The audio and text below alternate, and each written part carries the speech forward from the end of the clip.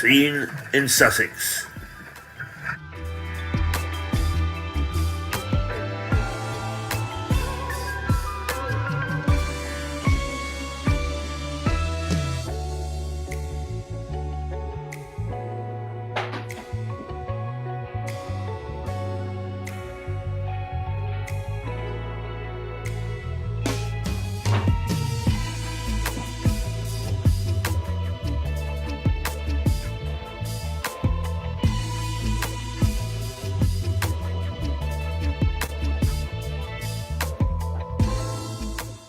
Scene in Sussex.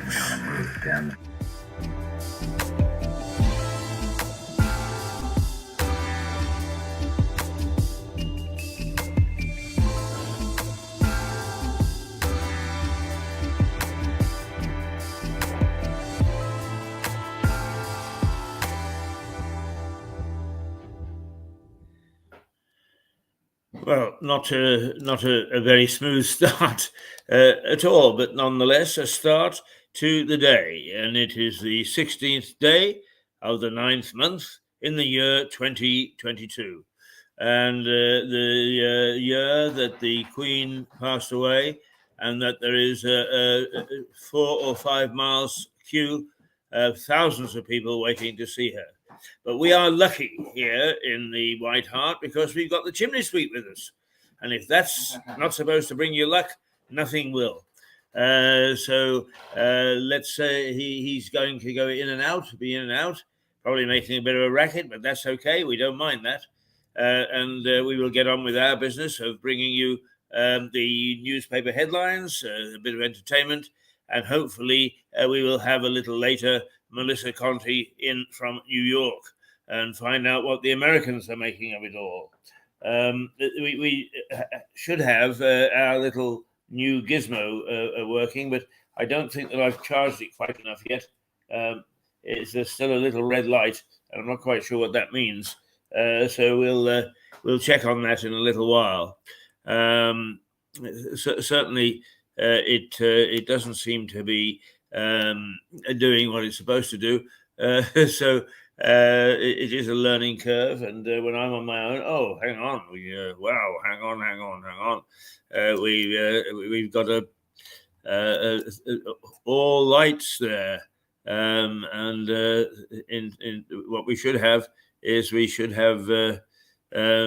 that as showing up on our little thingamajig, but it's not. So we'll motor on, and then as the morning goes on, we'll try very hard to see what we're doing right, what we're doing wrong, and try to link up with our new system. I tested it last night. It worked perfectly well. It was good stuff. So we're ready to try and improve this picture for you, and it just needs another little bit of sorting out, and then there we will be. Yes, indeed, we will. Let's. I always like this one, and we haven't used it for some time, and we're going to go back to using it.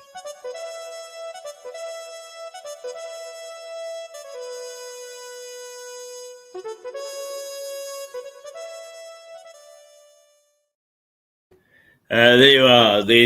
And that helmet is the architectural helmet in Priory Park in Lewes, and it is the helmet of a medieval knight, and it stands on the site of part of the Battle of Lewes in the Priory in 1264, a battle which is generally now accredited with starting the first sparks of real democracy in the United Kingdom, or at least in England.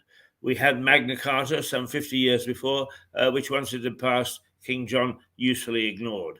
And Simon de Montfort and a group of barons got really peed off with the fact that the new king, Henry III, was busy spending their money on a very healthy lifestyle. Thank you very much. Much the same as our MPs at the moment. And he got pretty upset, gathered some of his pals around, and off they went, and they attacked the king while the king was feasting in the Priory of St. Pancras in Lewes. Yes, in Lewes, of all places. And the battle ensued. The barons won, and the first parliament was actually formed in Westminster the next day.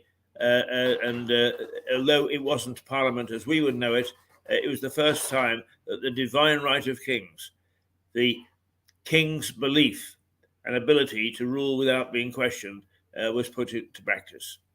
So there you are. How interesting that is, isn't it? Yes, of course it is. Of course it is. Now, let's just take a little trip down to our favourite place. We call our this particular little clip our Potter's Wheel. And for those people who are only just tuning in for the first time or don't remember what we said about it, the Potter's Wheel it was a little video clip or a film clip that was used when television first came in 1953 to provincial Britain. And the programmes were made higgledy-piggledy. Some were 20 minutes long, some were 40 minutes long, some were 43 and a half minutes long. And there was no regularization. So to join the programs, because there's certainly no commercials, they had little vignettes. And one of them was a potter's wheel, somebody who was making a pot. And that could stay up sometimes anywhere from a minute to 7 or 8 minutes, and just to fill the gap between programs. So this is not intended to fill the gap between programs, but rather to take us to a nice calm place just for a minute. And we call it our Potter's Wheel.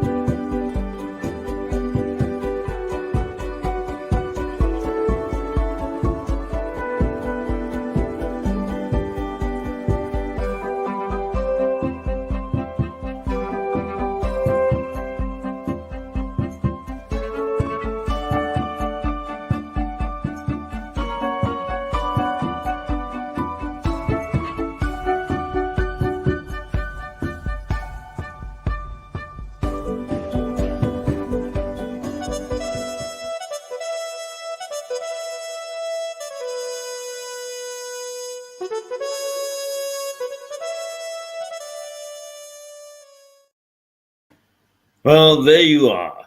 The niceties are over, and we are ready to get to the meat of the day. And the meat of the day, of course, is taking place in London, where the Queen is lying in state in Westminster Hall and will be carried on Monday morning to Westminster Abbey, where her funeral service will then take place.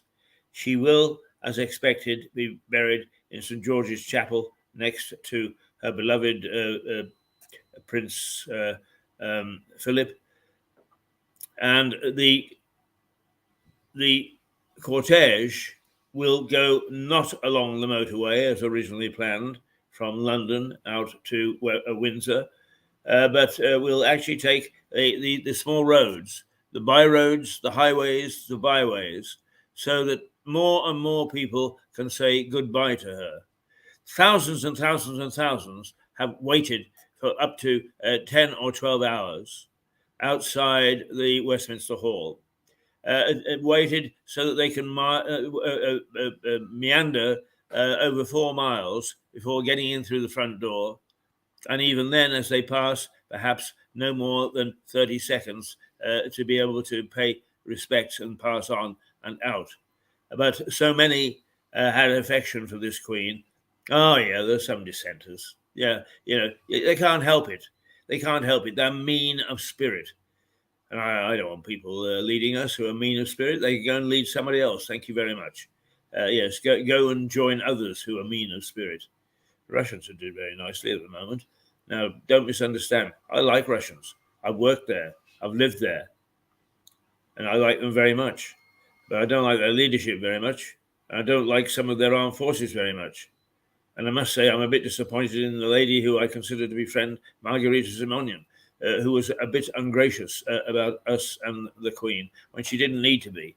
She is a very strong lady, a very talented lady, and she has done marvelous work for the media in Russia. But I guess a little bit of pressure from the Kremlin, and she let go, and that's a great pity. I don't suppose, Margarita, that you're looking at this for one little silly moment, but if you are, I still love you dearly, but I think you an error of judgment on that one. And we've had our differences. We've fought about various things, haven't we? But never was there ever a mean bone in our bodies. And I don't think you've got a mean bone in your body either. And that's the saving grace, as far as I'm concerned. It's terrific. Anyway, let's go and see what the papers are saying on their front pages. And the Metro is "Don't cry, you'll start me off," and I think that's just lovely, because that's what William said to Kate is "Don't cry, you'll start me off," and that puts a real human balance to the royal couple and the royal family as they look at the flowers laid for their grandmother, the Queen. The Metro dedicated its front page to the Prince and Princess of Wales as they met crowds and read tributes at the Queen's Norfolk home at Sandringham House on Thursday. Prince William gave a heartfelt admission that walking behind the Queen's coffin on Wednesday brought back childhood memories of the funeral of his own mother, Princess Diana, who died when he was only 15. He also told an emotional well-wisher, "Don't cry now, you'll start me off." That's absolutely wonderful. And it shows perhaps how William is as close to the people as his grandmother was. Will Prince Charles, or King Charles III, as he now is, and the Queen Consort Camilla be the same? Who knows? But let's give them the benefit of the doubt, as indeed many people did, because there was many a hand clap, many a rousing, yes, you are what you are, as it were, for Charles. He waited a long time. He waited 70 years, well, not quite 70 years, to come to the throne, and now he's there. Let's hope he makes the most of it. He hasn't been the most popular of princes. He's had some weird, wacky ideas. What he said is he'll put those weird and wacky ideas aside for the sake of being the unifying force as the monarch, which is what the monarch needs to be in a constitutional monarchy. So let's hope that he does what he says and believes in it. Anyway, the Daily Mail, William, walk behind Queen's coffin brought back memories of my mother's funeral. And the Mail focuses on Prince William's pain over walking behind the Queen's coffin after he did the same with his mother, his mother's hearse, as a teenager. And he shared with the crowds in Sandringham that it had been difficult. The Times, a service for the world. The Times shares a picture of the Prince and Princess of Wales looking emotional, while also outlining further details revealed on the Queen's funeral. The service will see world leaders and foreign royalty joining King Charles III, for the first such service at Westminster Abbey in more than 200 years. It is going to be a grand occasion, and of course we've all got the day off to be able to watch it, which I think I will. Now we've got our chimney sweep back, so we're very lucky. Have you got a black cat with you? Good morning. What's your name? Ben. Ben. Okay, Ben's with us, I think, for most of the morning, because he's going to be cleaning out this. You can't actually see it, but on the carved in to this grand fireplace, which was built originally with the hotel way back in the 1500s, are the initials TP.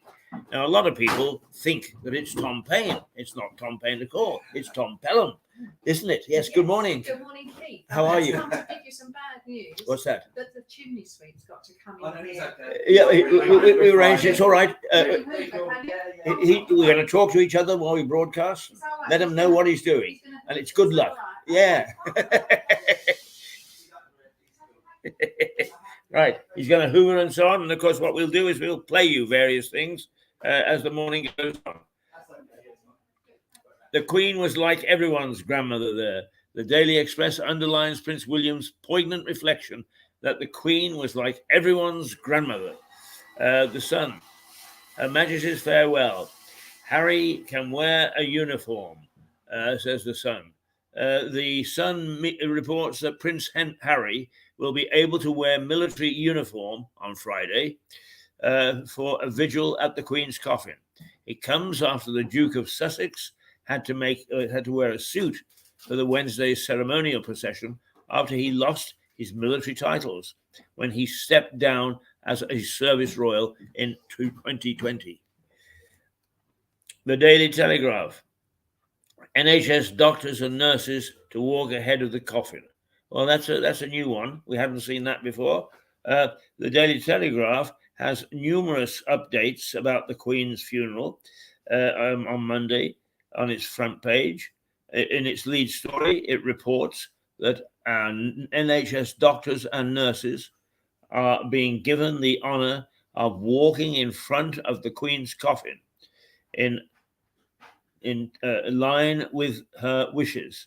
It also carries a picture of the Prince and Princess of Wales waiting by the long line of flowers and cards left for the Queen in Sandringham. And in the Mirror, William's agony walking behind the coffin reminded me of my mum. And it says, "Good night, Olivier, love you." The Mirror takes a slightly different tack in as much as it says, the 9-year-old girl in Liverpool, Olivia Pratt-Corbill, who was shot dead in her own home, took place in Liverpool on Thursday. That's yesterday. Her distraught mother, Cheryl Corbill, paid tribute to her daughter by saying, "I will never say goodbye, but what I will say is good night." So another poignant message. The Financial Times. Putin admits to Chinese concerns over Ukraine war in meeting with Xi. Now, do you want to use the thing right now, Ben? Because when you do, what I'll do is I'll put on a nice film. So we're not crossing. I'll give you a give me a heads up, will you? I will, Yeah. that's fine. Very nice bloke, this. I'm glad to have him. If he brought his black cat as well, then we would have really been quids in. I was telling you that this fireplace is TP, not Tom Paine, but Thomas Pelham. And the Pelhams were a family of great distinction, not least of which is Nicholas, who held his own army, went down to Seaford and saw off the French. And there is a memorial to him in St. Michael's Church on the High Street here, in a little rhyme, which I can't remember, but basically saying he went off and saw off the French from Seaford, which is the way that locals pronounce it, Seafood, whereas most would say Seaford. So that's the Pelham family, and they were a very distinguished family. They lived in the same house for over 200 years as a family. It's still excellent, but it's now used as a place for weddings, and it's a wedding parlor, as it were, which is a great pity in some ways, but nonetheless, it is in good nick. And if you walk out through the back, you have the most magnificent view of the valley. So that is TP, Thomas Pelham, and not Thomas Paine. Although this whole hotel is dedicated to Thomas Paine, because it's here that he wrote The Rights of Man, or at least he formulated it, before going off to the United States, which he named, according to Bill Bryson, and telling him, don't listen to the king, don't listen to the prime minister. What you actually do is you pick up your bags, you pick up your rifles, and you tell the British to get lost, which is exactly what they did do. So it was all Tom Paine's fault, but he actually lived here in Lewes as a customs man He married the boss's daughter. He went over to St. Michael's and got married. A bit of a hasty affair, apparently, but there we are. He was, but he was some pup, Tom Paine. Not only was he a soldier, a philosopher, a thinker, and a rebel, but he also invented various things, not least of which was the single-span bridge. And this is a man who had no formal education. He also invented the smokeless candle. People in the 17th or 18th century used to read at night by candles, but the stuff that came off them, the smoke, used to kill them. And so someone would fall asleep on reading a book and wouldn't wake up. So our Tom invented the smokeless candle. And he also came damn near to inventing the internal combustion engine, which he did in some ways, but he did it for boats, not for vehicles, not for motor cars, not for wagons and so on, which later on was invented for him. Anyway, the Financial Times is mourners in a 4-mile queue. Putin admits to Chinese concerns over the Ukraine war in meeting with Xi. So it seems as if the Chinese, even though they are said to be liaising and aligning with Russia, are getting a bit of an earful from Xi, the Russians are, and saying to Putin, hey, listen, we're not so sure about this war. And not only that, you're suffering some reverses. Why don't you seek an honorable settlement? But since I have worked in Russia, and I know a little bit about the Russians, not particularly about Putin, but he's a very proud man. He's a very dogmatic man. I cannot see him backing down because of pride and his reputation. So it'll be interesting to see what happens there. It says, the FT says, shares a picture of people queuing to see the Queen's coffin in London with a backdrop of the Houses of Parliament. The front page story adds mourners were waiting up to 10 hours in a queue that stretched more than 4 miles. Elsewhere on the front page, Russian President Vladimir Putin has acknowledged China's concerns about the war in Ukraine. Well, let's just turn up to the books. We'll see what happens there. Now, what is my lovely Daily Star going to say today? Yesterday, it went along with Little Green Men again. What's today? Pray for the poor millionaire bankers. Yes, for once, I agree with the Star. Instead of making me smile, is what on earth is our new Chancellor thinking about? Kwasi Kwarteng, one of his first things is to take away the limit on bonuses for bankers. How stupid can he be? Totally insensitive to the wishes of people. We are all up against it. None of us have got a penny left for stuff on our own. And the bankers, he says, oh dear, that's the same as the MPs. They are so privileged, it's about time we sacked all of them, all 650 of them. Put them out onto the street and start again. They think that they're so privileged, and not least of which is the most obscene thing, is that apparently, reportedly, because I haven't seen it myself, but reportedly, some of them were jumping the queue, this 4-mile queue and 10-hour wait, were jumping it to get in front of everybody and be able to look at the Queen's coffin. Well, if you should hang your heads in shame, and you should actually resign. That's what you should do. You should get out, because you are not showing any suggestion at all that you are looking after the public which is your duty to look after. And many of you aren't. And the other thing that I would call for is all these privileges and subsidized meals and so on. They've all got to go. Any expenses that MPs get, and I admit that there would be some, should be subject to the taxman's looking at them the same as ours is, the same as mine is, the same as Ben's is. They look at all of us and they decide what we're allowed to claim and what we're not. And that should be the same for MPs. And look at that Kwasi's silly grin. Oh, good for the Star. I'm sure they've captured a naughty photograph of him. But you know, this is all getting beyond a joke, all beyond a laugh. And I hope that Liz Truss takes him in and says, look, you want to do this sort of thing, is I'll find another chancellor. I hope there's another one in the waiting. What does this actually Star say? It leads on a report that Chancellor Kwasi Kwarteng could be planning to scrap on bankers' bonuses to help boost the City of London. The paper says it is outrageous as people in the UK struggle to pay their bills and the cost of living crisis. There is also a mention of MPs jumping the queue to see the Queen's coffin at Westminster Hall. Yeah, that's outrageous too. Really outrageous. If they're caught doing that, then they should actually be brought and hauled before us and explain their actions. The Guardian, trust to lift fracking ban despite lack of progress on tremor risks. Well, if you listen on a Wednesday to Energy Matters and Stuart Dolby, you'll hear Stuart on fracking.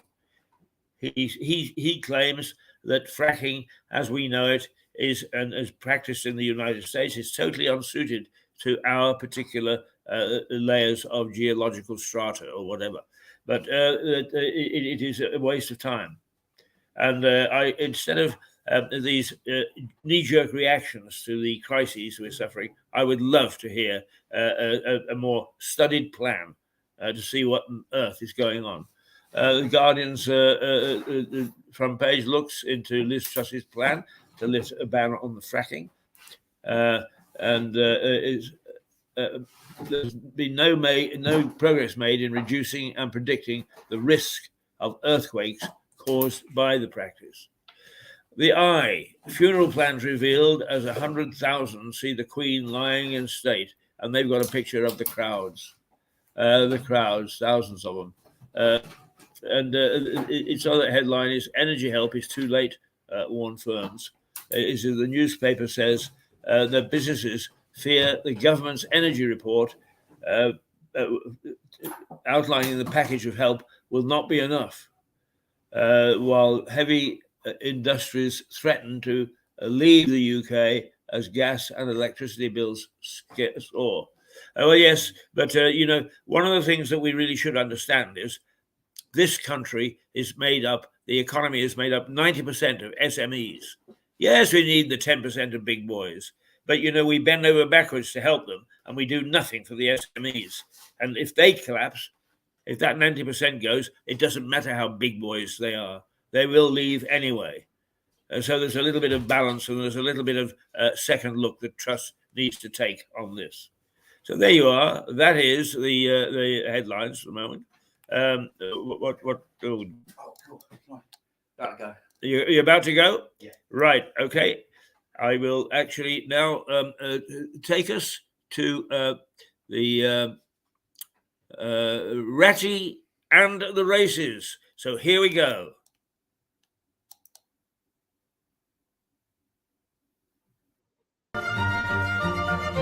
Nice, great start.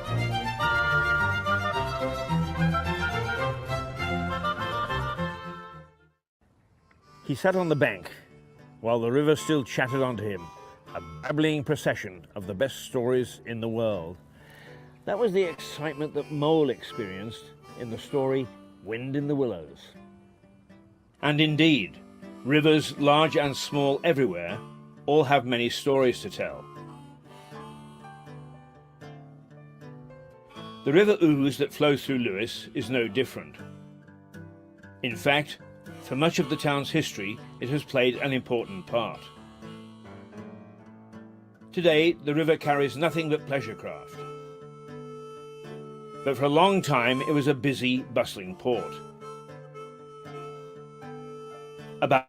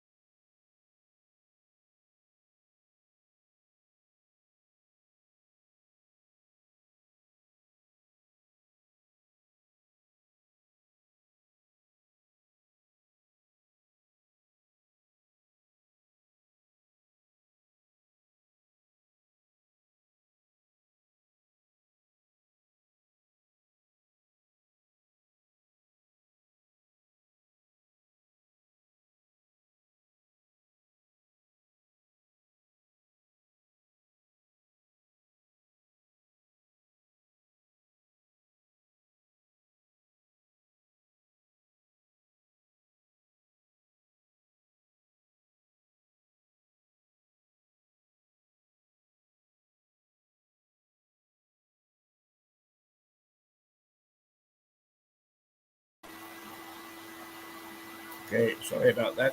And here we go with go back, please.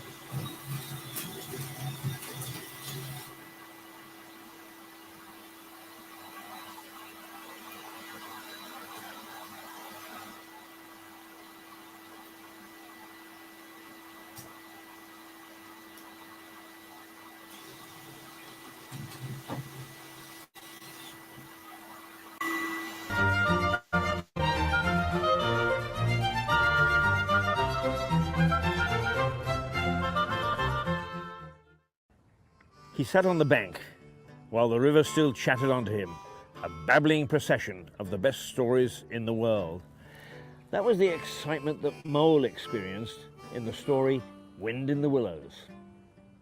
And indeed, rivers large and small everywhere all have many stories to tell. The River Ouse that flows through Lewes is no different. In fact, for much of the town's history, it has played an important part.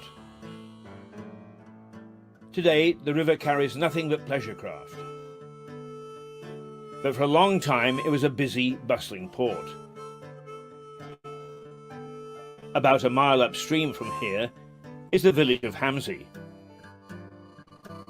It sits on a triangle of land which splits the river as it curves down towards the town.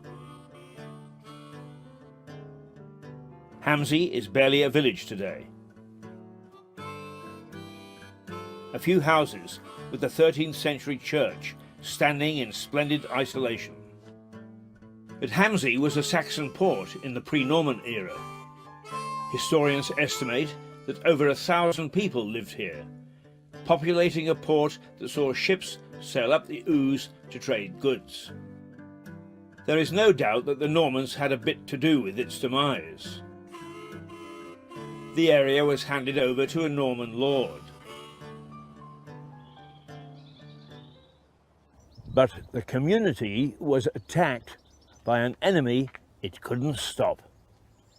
An army of rats, which disembarked from one of the visiting ships, went ashore and infected the village with bubonic plague, the Black Death. The disease devastated Hamsey. And while there is no historic evidence, legend has it that the residents barricaded themselves in to prevent unaffected people coming in and diseased people getting out. Eventually, they starved to death. Named after the black rats which carried the plague, the Black Death killed over half the population in Britain between 1348 and 1349. The survivors founded another village off Ham, the modern thriving village of Opham.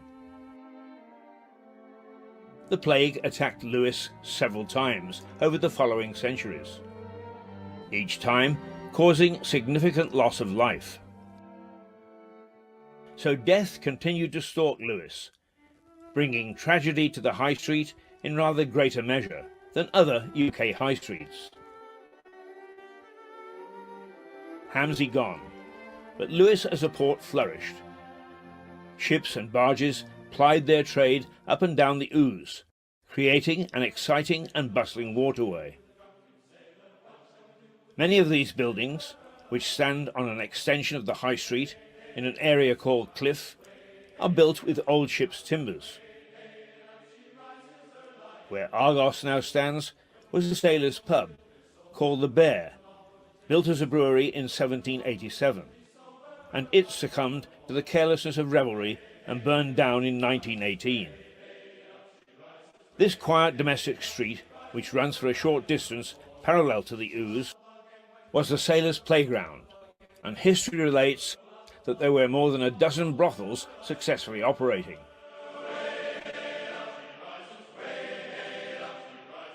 Today, this street is known as Little Chelsea. Even the name makes it seem a nice place to live.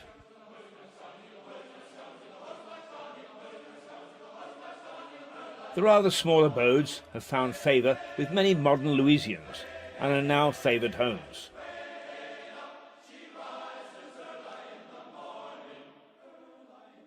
And why not? They look good in a twee kind of way. And if you're not living in a former brothel, there are other historical backgrounds to raise the interest.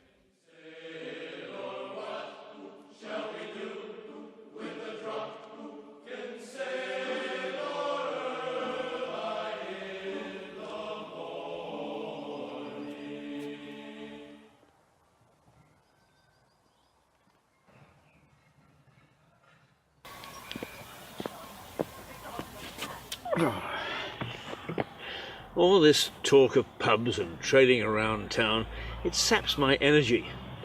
So I sometimes come to this little oasis. The Notts Garden in Southover Park.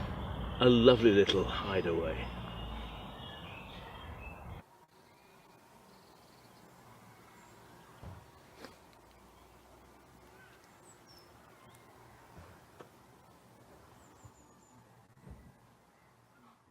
Back to the High Street, or at least its extension into the cliff area of Lewes.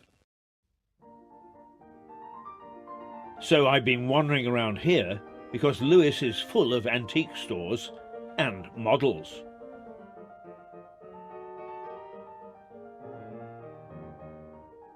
As I mentioned, go inside some of these shops and you'll find that they're supported by old ship's timbers.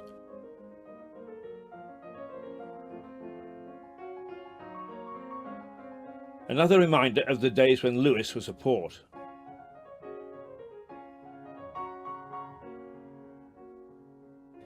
All this talk of water has made me thirsty.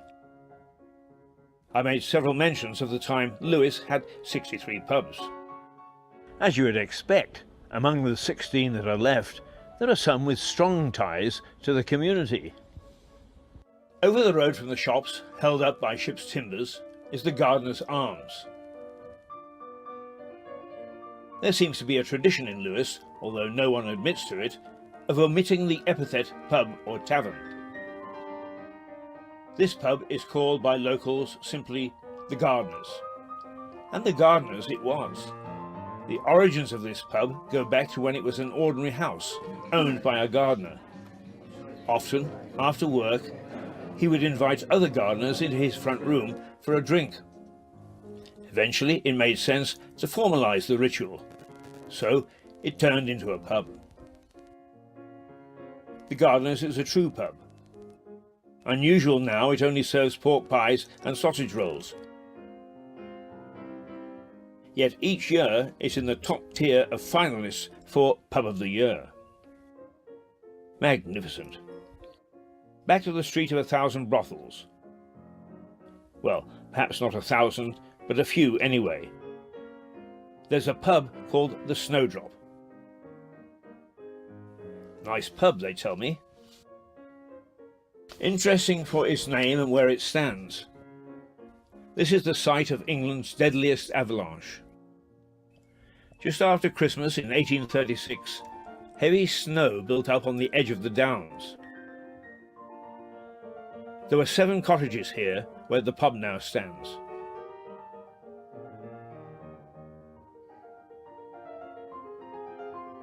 Despite warnings, the people living there went about their business, totally unconcerned about the snow.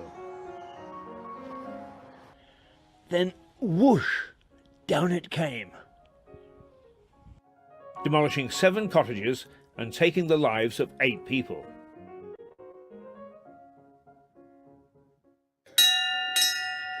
Time, gentlemen, please.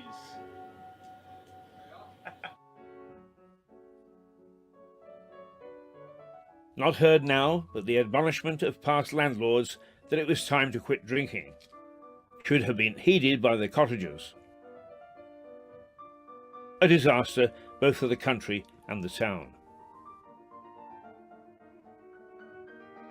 A brief mention of one last hostelry, the John Harvey Tavern. Named after the founder of a local brewery, the one of 16 to survive to the modern day, Harvey's has been around since at least 1790.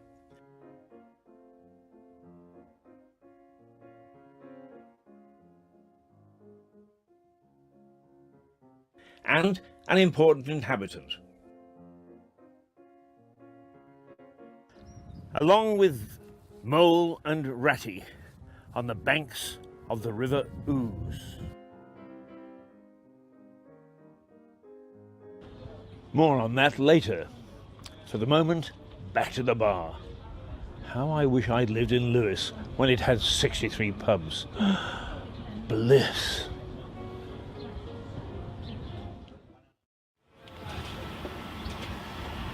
You might think, from the pubs I've been into, that Lewes is a drinking town. The town constable in the late 1800s didn't think so. The town constable in 1890 didn't want it to be. Here are some notes from the High Constable of Lewes, a gentleman called John Holman, dated 1880. Sunday, the 10th of October, visited all the public houses during morning service. All in good order, except Lewes Arms, several there tippling in service time. Sunday, the 17th of October, visited public houses, all in very good order, except the Lewes Arms. Again, a second time, several persons in both parlour and taproom tippling at 11:30 o'clock, time of divine service. Gave the landlord a caution. Sunday, the 14th of November, visited public houses as usual, witnessed very great indecency in the person of George W. Several persons were tippling during divine service, and on our approach to do our duty, they were permitted to hide themselves upstairs in the pub. This was the third or fourth offence of the same kind. Wow, bit different today. But beer is very close to the hearts of this Sussex town, because it's one of the main employers and industries. Earlier, I mentioned the John Harvey Tavern. John Harvey started his brewery on the banks of the River Ouse in 1790. He was one of the 16 that flourished here at one time. Now, with just the odd microbrewery popping up here and there, it's the only one. The brewery is close to the hearts of the community. The pubs it owns have in the main remained traditional, while its method of delivery has most definitely remained in the past.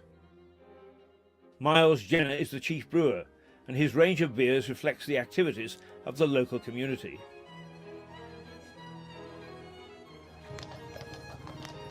The dray that trots around town is a symbol of the tradition of the brewery, but also of the town.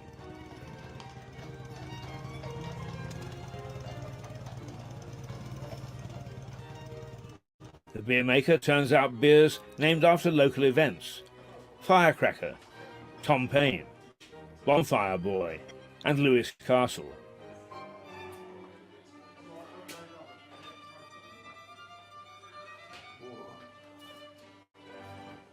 The name Harvey, synonymous with Lewes. You've been around, or the brewery has been around for quite a long time. Can you develop a little bit of the history for us? Yes, the family came down, the Harvey family, from London. They were wine and spirit merchants at the end of the 18th century, and they started brewing in Lewes and on this site in the early 19th century. I can stand next door to a man in a pub in Lewes, and he will swear that Harvey's tastes quite different to anything else, and he won't drink anything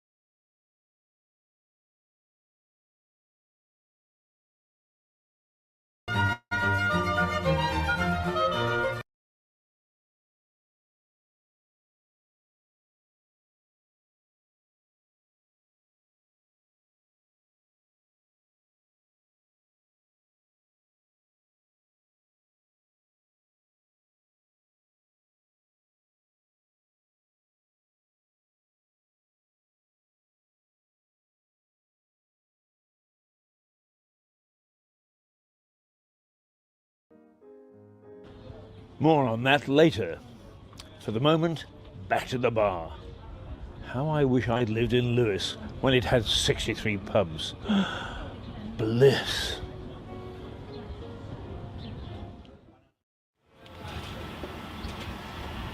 You might think, from the pubs I've been into, that Lewes is a drinking town. The town constable in the late 1800s didn't think so. The town constable in 1890 didn't want it to be. Here are some notes from the High Constable of Lewes, a gentleman called John Holman, dated 1880. Sunday, the 10th of October, visited all the public houses during morning service. All in good order, except Lewes Arms, several there tippling in service time. Sunday, the 17th of October, visited public houses, all in very good order, except the Lewes Arms. Again, a second time, several persons in both parlour and taproom tippling at 11:30, time of divine service. Gave the landlord a caution. Sunday, the 14th of November, visited public houses as usual, witnessed very great indecency in the person of George W. Several persons were tippling during divine service, and on our approach to do our duty, they were permitted to hide themselves upstairs in the pub. This was the third or fourth offence of the same kind. Wow, bit different today. But beer is very close to the hearts of this Sussex town, because it's one of the main employers and industries. Earlier, I mentioned the John Harvey Tavern. John Harvey started his brewery on the banks of the River Ouse in 1790. He was one of the 16 that flourished here at one time. Now, with just the odd microbrewery popping up here and there, it's the only one. The brewery is close to the hearts of the community. The pubs it owns have in the main remained traditional, while its method of delivery has most definitely remained in the past. Miles Jenner is the chief brewer, and his range of beers reflects the activities of the local community.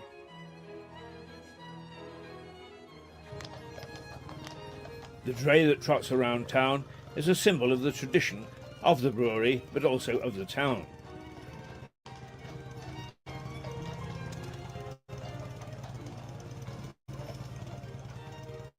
The beer maker turns out beers named after local events. Firecracker, Tom Paine, Bonfire Boy, and Lewes Castle.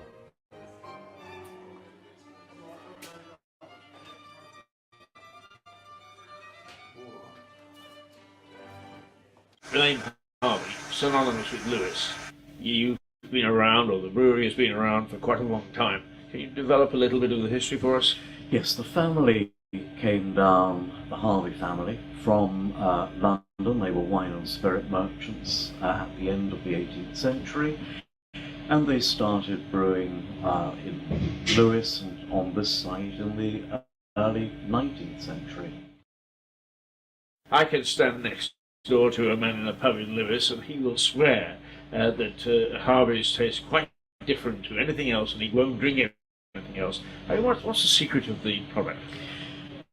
Any brewer's beer is really a derivative of his water and yeast strain. We never talk of water, we talk only of liquor, but a local water supply and the brewer's yeast strain, it gives his beer an individual character. You could take our recipes, exactly the same raw materials, go and brew at another brewery with their water and all their yeast and have a totally different brew at the end of it. Talking of water, and you mentioned that the barges came up the Ouse. How important was that to the brewery in the past? Well, I think it was very important. It was, a fundamental form of communication, and if you were bringing a fair few tons of barley upstream, then it was a very sensible way of delivering. But just as industry sent stuff out to the river, so the river sent stuff back to them, and it wasn't unusual to brew with river water around your feet, and The last big flood we had in 2000, we were 6 foot deep in river water. We got our product together very well. We had a good reputation. The brewery was re-equipped, and we were producing a beer which became very much identified with the local community and was dear to their hearts. The fact the building is actually known as Lewes Cathedral tells you something about the way that Harvey's is viewed in Lewes. The brewery flourished, but Lewes as a port rapidly declined. The familiar barges that had plied the River Ouse in the early 19th century carried loads of clay to the town. But the clay was used to build the beds for railway lines, and the death knell for river traffic sounded. The ships had consigned themselves to history. The first train to run from Lewes was in 1846. Since then, the railway has become an important junction in the national network. Trains from Lewes station run to Brighton in the west, Hastings in the east, Newhaven Port in the south, and London in the north. There have been successes and failures. Other lines were axed over time, with one, the Bluebell Railway, preserved as a steam preservation project. Back to our tale of the High Street. Cliff High Street is an extension of the High Street ending at the base of the Downs. At the end of it is an ancient church, St. Thomas of Becket. The Black Death wasn't the only medieval disease to strike Lewes. Leprosy was rife. This infectious and unsightly blight is first recorded in Lewes in soldiers who took part in the Battle of Lewes. It seems that the monks of the priory tended leprous people in 2 hospitals. Of the larger hospital, St. Nicholas, little remains, but the smaller hospital of St. James also treated lepers. Bones of the hundreds who died in the Battle of Lewes showed that leprosy was widespread. Don't wear this hat to look pretty, you know. There's a Sherlock gene in me somewhere that gets me into more trouble than enough. So I'm going to stick my head above the parapet and suggest that there's evidence of leprosy here long before the Normans paddled ashore at Hastings. The Church of St. Thomas of Becket in Cliff, that's the very far end of the High Street, up against the Downs, has a leper's slit. This was a channel built into the church wall, so that lepers could take Holy Communion without infecting the congregation. St. Thomas's is a very ancient church, with bits of it predating the Normans by quite a few years. The interesting thing about this slit is that it starts and ends inside the church itself. Additions were made to the church over the years, so it appears that the leper's slit was built into the original church, but encompassed within it as it was enlarged. Certainly leprosy entered Europe about the 4th century, but was only virulent in the 11th. But it seems that the disease was already in Lewes well before that. Anyway, the Cluniac Priory tended to lepers until a certain king's greed and love life shut the priory down. So leprosy could be added to the Black Death as a scourge of Lewes. But let's shuck off the historic events of bloody Lewes and celebrate the river, the way that our friends in Wind in the Willows did, the lovable mole and his friend Gung-Ho Ratty.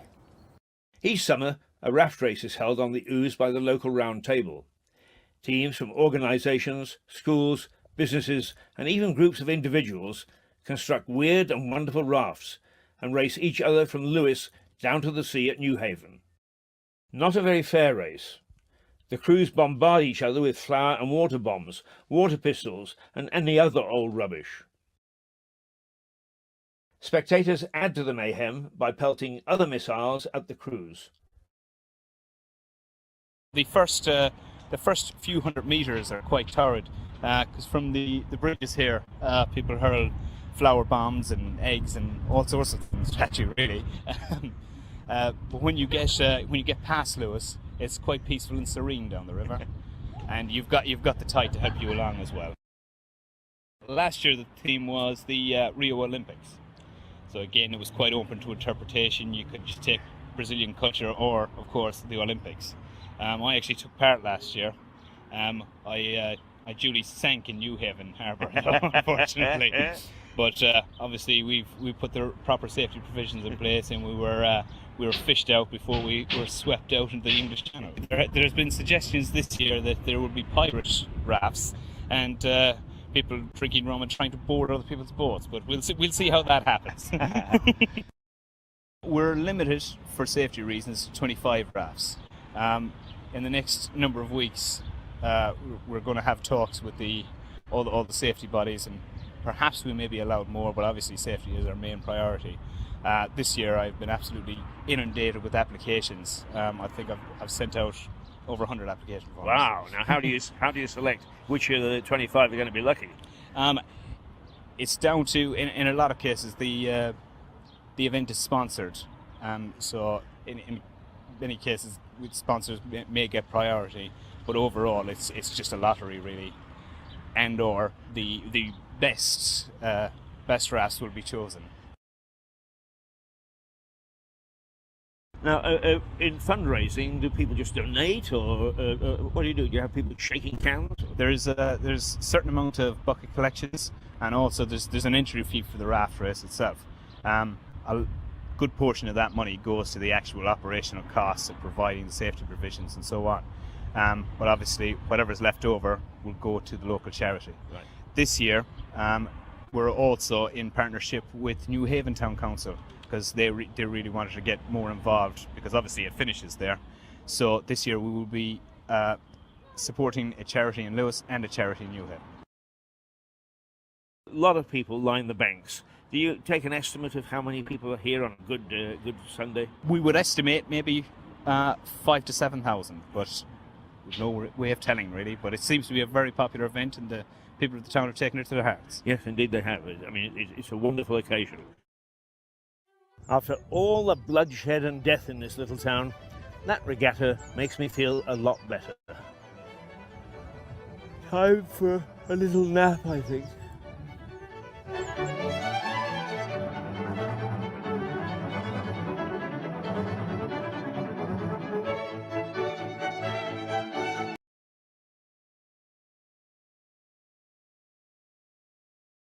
And I've had a companion this morning, Ben. What's your second name, Ben? Edmonds. Ben Edmonds. Now, if you want your chimney swept, Ben is the man to get hold of. How do they get hold of you? Best is by phone number 077 968 02588. I also have a website, Lewis Chimney Sweep. If you Google Lewis Chimney Sweep, I'll come straight up, and that's got my details. Right. So the best thing is to use the internet and Lewis Chimney Sweep. Yes. Right. There you are. Now, Ben has been tackling the fireplace here, and we've been having a chat. And I'm sorry that if one or two things, we had a few technical hitches this morning. It's all me with my sticky fingers, as usual. But Ben has given me one little piece of information, which has been very useful to me, about Cooksbridge. Yes. Yeah. Oh, just okay. Yes, Cooksbridge. The name I've learned from, obviously, from sweep chimneys. You often get to talk to local people. And Yeah, so sweeping great chimney, job. From a house I swept in Cooksbridge, they said the name arises from. So basically, there's a stream, Bevan Stream, which is a tributary of the Ouse, which is about half a mile up the road from Cooksbridge. And during the Battle of Lewis, one of the armies, then they were based up on the hill on Downs, but because that was a stream, that was where the cook. Where the porridge was made. Yeah, that's the water supply for the army for the Battle of Lewis, and hence Cooksbridge, the village. Well, now that's something I didn't know, so I'm going to add that to my little fund of knowledge. But you've been around here since 1980, Ben. Where did you come from? Originally Greenwich in London, All right. 10 years, and then moved to Rockmount. You follow the meridian? Yeah, that's right. Yeah, straight down. Yeah. Now, you know about the cricket match in Rodmell, do you? Yes. Oh, Yeah, yeah. I mean, Really they're good. lovely stories, and I think the cricket match is one of the better ones. We'll tell you about that one day. But Rodnell hosts to this day a cricket match which is now 100 years old or more, and written about in a book called England, Their England. And it has some marvelous descriptions of the blacksmith who played for Rodnell against a team of London gentlemen, and who appeared over the horizon, steaming towards the batsman, who happened to be an American. And the American hits the ball and throws the bat down and runs to square leg. But it's a lovely village, Rodnell. Yeah, it is. Yeah. Yeah, and I mean, the other thing that I know about it is that it still has, and I think inhabited, one of King Harold's mansion houses. I didn't know. Yeah. There isn't a mansion house. Well, it was King considered to be a Saxon. It's in the Doomsday mansion house. Book, isn't it? Yeah. So it was quite a big. Yeah. It was again another lot of villages with ports along the river there, and a lot of fishing as well, of course. So I think they were taxed for fishing because you could just net. Absolutely. You know. Yeah. Well, strangely enough, I don't think it's Rodnell, but one of the little villages downstream took more shrimp from the Ouse than they did in Brighton when it was a fishing port. Yeah, Okay. I mean, we have an amazing history around here. But anyway, you came from Greenwich and you hived up in Lewes and in 1980. So Yeah. you've been around for a good time. Yeah. Where do you live now? On Neville Estate. On the Neville Estate. So you live in Lewes. Yeah. Right. Okay. When you first came to Lewes, what did you do? Raised a family. All right. But Yeah. what was your work? Oh, okay. Okay. My wife, I have two jobs: chimney sweep for the last 10 years, and my other job, which I've been doing for 30 years now and still do, is my main job. Is I am a clown. Ah, wonderful. Yeah, by the name of Mr. Pineapple Head. Oh, fantastic. I've never had a clown on here before. And it's That's also- terrific. Now tell us Yeah. a bit about that. Come on, this is fascinating stuff. Yeah. It's silent comedy. It's like a live silent movie, kind Right. of in the style of Lauren Hardy, Eric Sykes, The Plank, that kind of thing. So it's not no painted face, pure physical comedy, no talking. Okay. And where do you perform? Everywhere from locally, kids' parties, and then further afield, festivals, theatres, schools. That's fantastic. And what are you known as again? Mr. Pineapple Head. Mr. Pineapple Head. Again, you can Google that. Hey, yeah, that's great stuff. That's great stuff. You see, you always know, scratch the surface, and you always get interesting people in here. And we kidnapped him from the. Actually, he came into the bar this morning to clean the fireplace. But the moment that I spoke to him, I knew he was a good guy because he said, "Tell you what, I'm going to blank you out and cover you in soot." and he said it without a conscience. Right, now let's go back to you Okay. personally, because you have 3 children. Two children. Two children, Two children. right? And how old are they? 27 and 24. And where do they live? Glasgow and Leeds. Right, it's amazing, isn't it? I've got 2 grandsons. One's in Bristol and the other's in Newcastle. Right. And so they actually they were born and raised in Belfast. Okay. So people get around today. Yeah, They do, not like they us do. sticking in one place. Yeah, and you've got a wife, Yeah. right? Yeah, So you're a family that's rooted in Lewes. Yes. Do you have much to do with Bonfire Night? Yeah, I do. Yeah, I am a member of Neville Juvenile Bonfire Society, and I am their Archbishop. goes up on Ah, the right. stand You're the and- bloke they throw bangers at. Yes.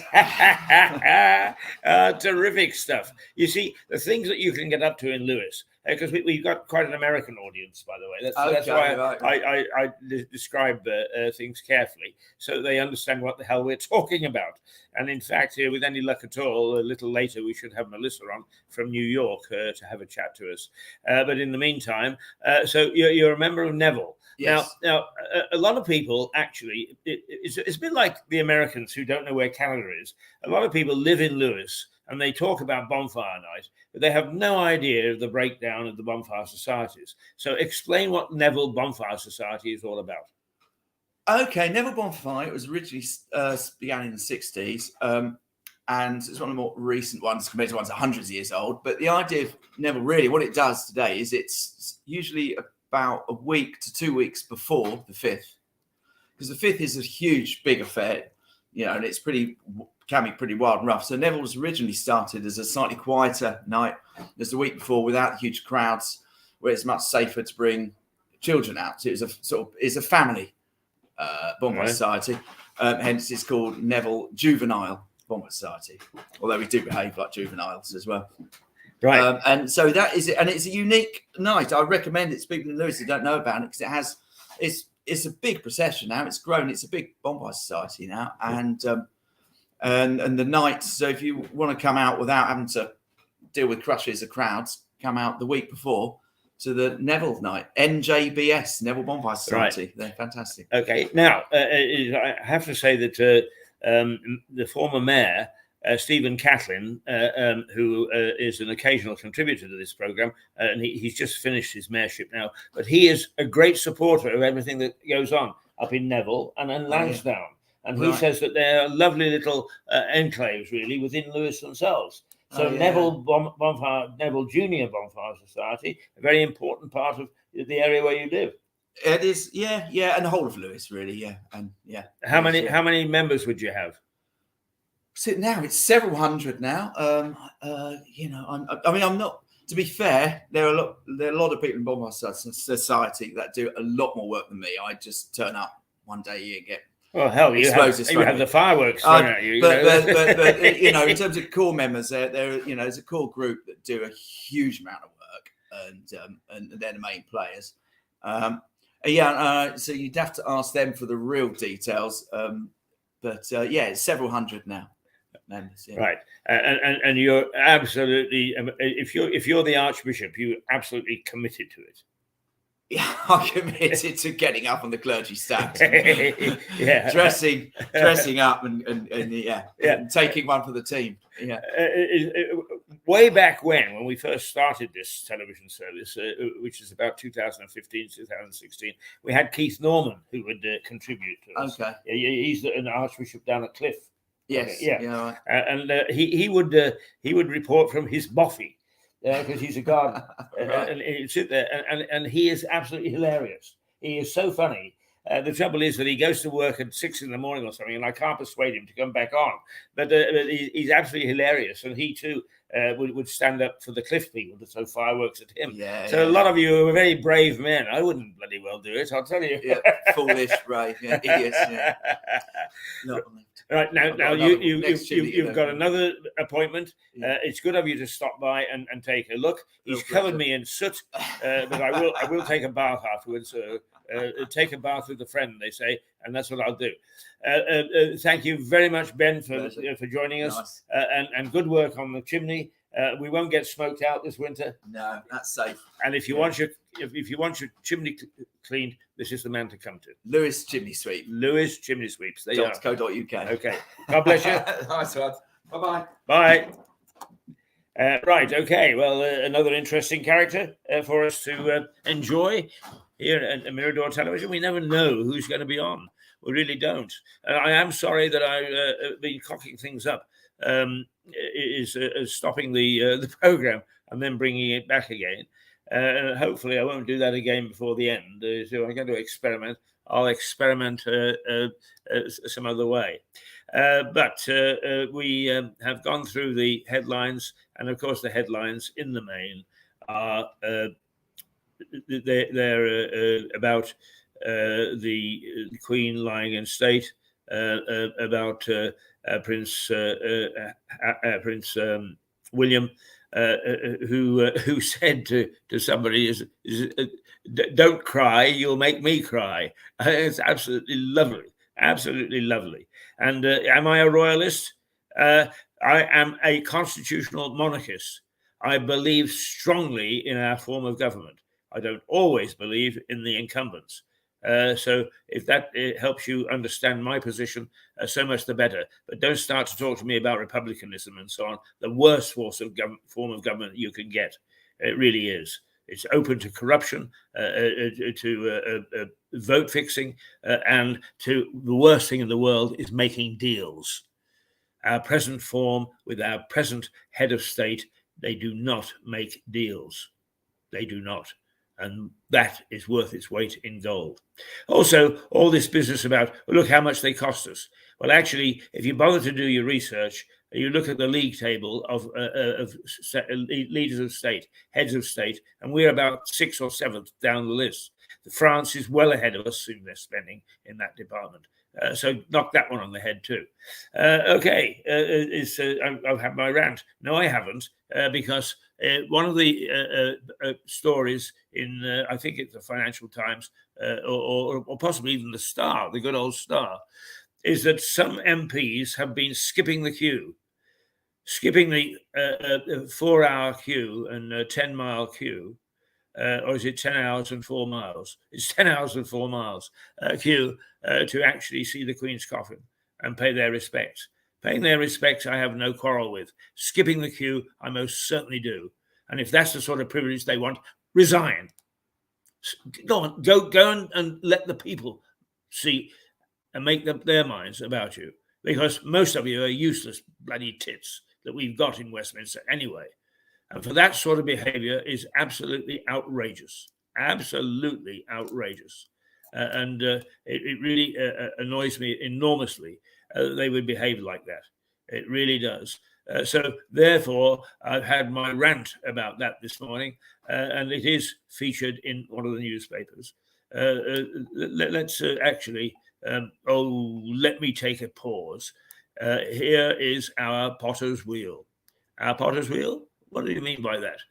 Well, once again, I'll give the explanation because people dip in and out, and they probably have missed it the first time around or the 10th time around or whatever. Is in the early days of television, way back in 1953, when television first came to the provinces, to the areas outside London, the programs were made higgledy-piggledy. Some would be 20 minutes long, some would be 25 minutes long, some would be 43 and a half minutes long. And to match them up, the BBC made a number of vignettes. One was London to Brighton in 4 minutes. They put a camera, a film camera, in the front of a train from Victoria down to Brighton and speeded it up. So you travelled the hour-long journey in 4 minutes. And that was a great favourite. But another one was the potter's wheel. And the potter's wheel showed somebody making a pot out of the clay.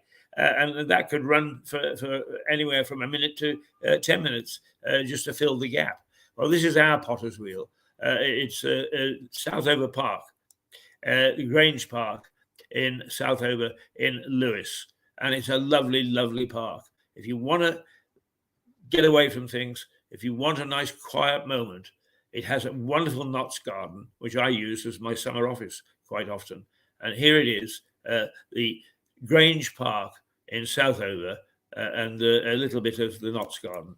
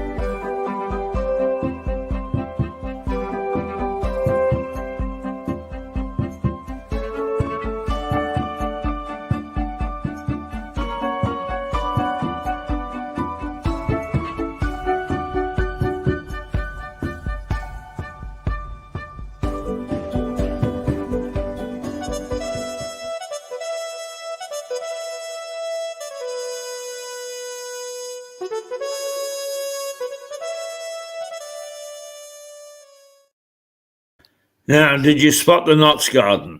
What's a Notts garden, you say? Well, a Notts garden is a garden that is symmetrical. It's laid out in a very defined pattern, and it's in squares and oblongs and so on. And there is a very, very fine example of it in Southover Grange Park. So when you're down there, take a look. And it's a walled garden too. So it acts as a windbreak. And you can sit in there even on a windy day and take the sun and enjoy it enormously. And it is very well kept by the gardeners the council gardeners who look after it. I'm always having a go at the council for 101 things. The one thing I will say is that they've got very good gardeners, and the gardens and the parks here are very well looked after. So that's something that I cannot, in all conscience, criticise. And the chaps that actually look after it generally are very, very pleasant, very nice chaps indeed, and actually girls as well. Gardeners tend to be. I was at, I think it's Homerton College in Cambridge about 6 months ago, and I fell into conversation with the gardeners there, and they just love their job, and they take so much pride in what they do in terms of planting and choosing the plants and cropping them and keeping the lawns in shape. It is really wonderful to see. So be a gardener if you want.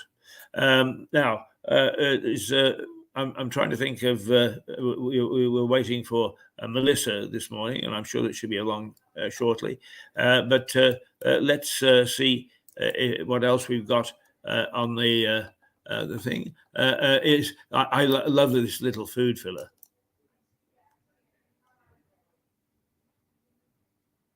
Oh, got to open it. Mirador's food tip of the week. Hot buttered toast.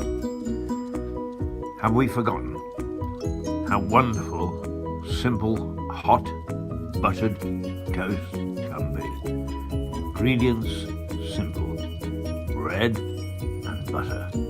Hot buttered toast. Mirador's food tip of the week. Try it.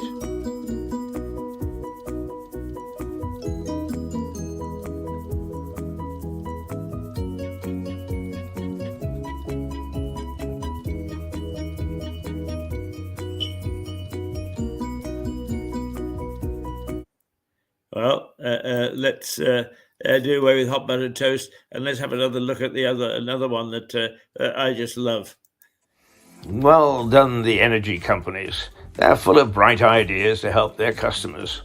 Now they've made power so expensive that for an average house such as this, you can't afford to heat it. So you don't need appliances such as this. But that means you also don't need a fridge, because you can keep your groceries cool and fresh without it.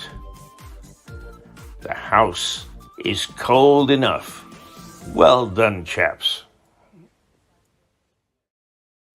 Well, there you are. That's our way of tweaking the tails of the power companies, the energy companies, who are sending our prices sky high. And nobody would mind too much if they weren't paying themselves a couple of million quid a year to be the chief executive. And since they actually got us into this mess, one must think, like MPs, that they ain't much good at being chief executives. In fact, we seem to have a dearth of leadership at the moment, and let's hope it's going to get better. But one of the things that I do like is I like this town. I like this town very much. So what we're going to do is we're going to say, you join us and you like Lewes.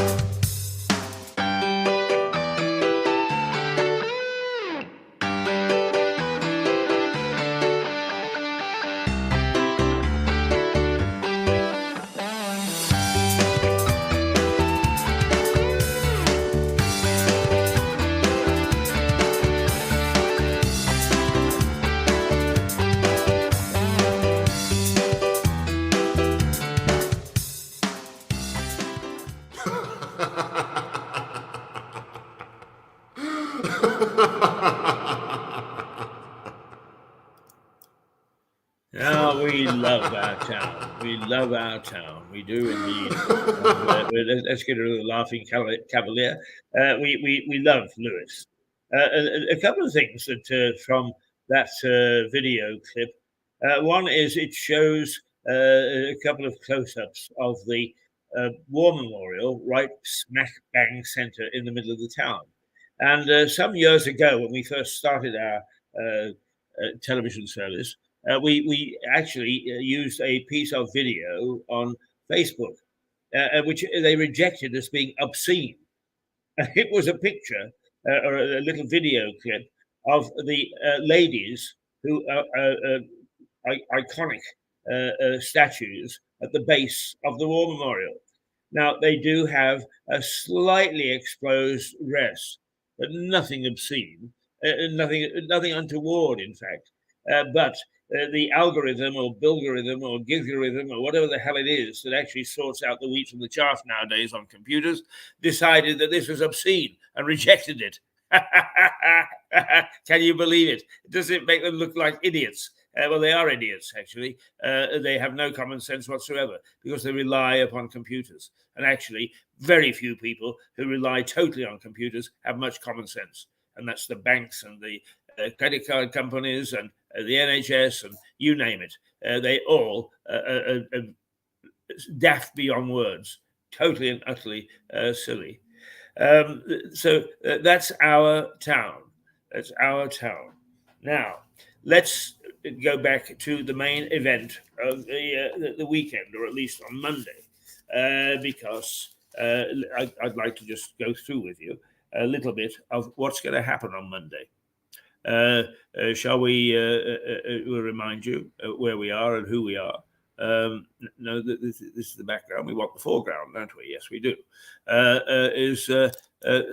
There is the Queen's coffin lying in state, and it's being thousands and thousands and thousands are waiting up to 10 hours and 4-mile queues to pay their respects in passing. That is quite something. I don't think that I would have the temerity to do that. But thousands and thousands and thousands have and feel very strongly about it. And good luck to them. But on Monday, this coffin is removed from Westminster Hall, where it's currently sitting, and it will be moved to Westminster Abbey for a funeral service. And the way that the day goes is at 10:35 in the morning. And we've all got the day off, remember, so that we can watch this. At 10:35, a bearer party found by the Queen's Company, the 1st Battalion of the Grenadier Guards, lifts the coffin from the catafalque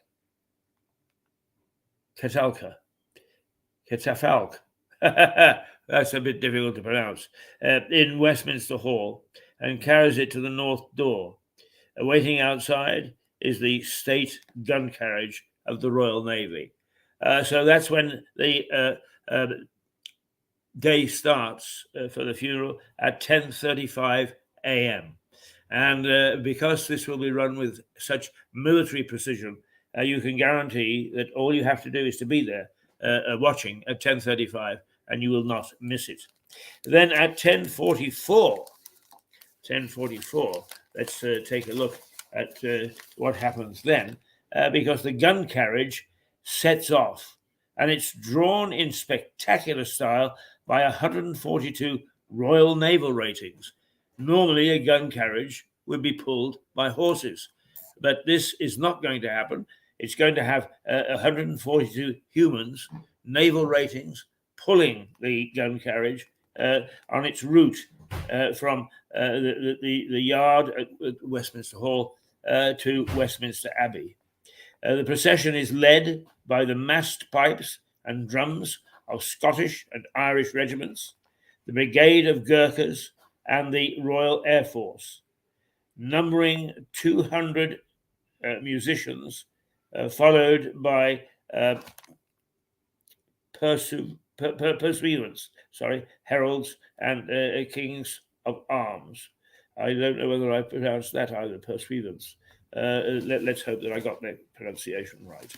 That's what happens at 10:44 or quarter to 10. Then immediately behind the Queen's coffin walk the royal mourners. And at 10:52 a.m., 54, about 10 minutes later, the procession arrives at the west gate of Westminster Abbey. The bearer party lifts the coffin from the state gun carriage and carries it into the Abbey for the state funeral service. So that takes us up to 10:52 a.m. And it takes it into Westminster Abbey. Now, let's see what happens then, because at 11 a.m., the state funeral service begins, conducted by the Dean of Westminster, the Prime Minister, and the Secretary General of the Commonwealth, who read the lessons. The Archbishop of York, the Cardinal Archbishop of Westminster, the moderator of the General Assembly of the Church of Scotland, and the Free Church moderator say prayers. So that takes us to 11 a.m. And then there is a service of an hour.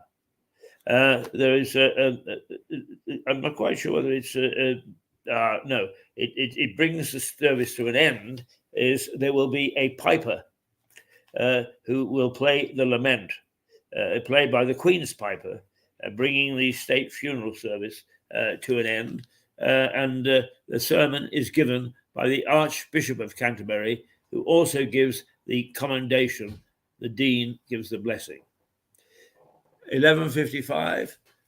Good morning. We've got my good friend, Kevin Kramer in this morning, and I'm delighted to see you, Kevin. Why don't you come and sit down? You can't be seen on the screen. I've got 2 minutes. 2 minutes. Come and sit down. Because it's essential that people know about you. Let's just put it on the screen. I said I wouldn't, but I will. We actually now look at this man, because he is the guru of broadcasting here, and he's good enough to come and give me advice from time to time and keep an eye on us and tell us what we're doing wrong and what we're doing right. He's also got a lovely friend from Ireland who is trying very hard to start a Ukrainian radio station, I believe. That's true. I mean, the process is underway. Like this country, the bureaucracy in Ireland is knee-deep in paperwork. And he says it's not easy. But Andy's not a sort of guy to pack up. Why Ukrainian, you say? Well, Ireland has taken far more Ukrainian refugees than we have, pro rata. Right. And he happens to speak fluent Ukrainian. So it's a no-brainer, really.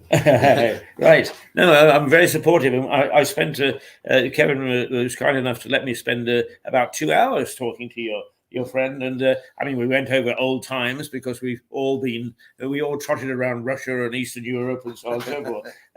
But let's put in perspective, because Kevin has been a master of radio here since 97,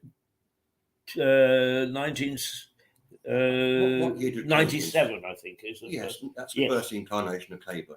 Yes, that's right.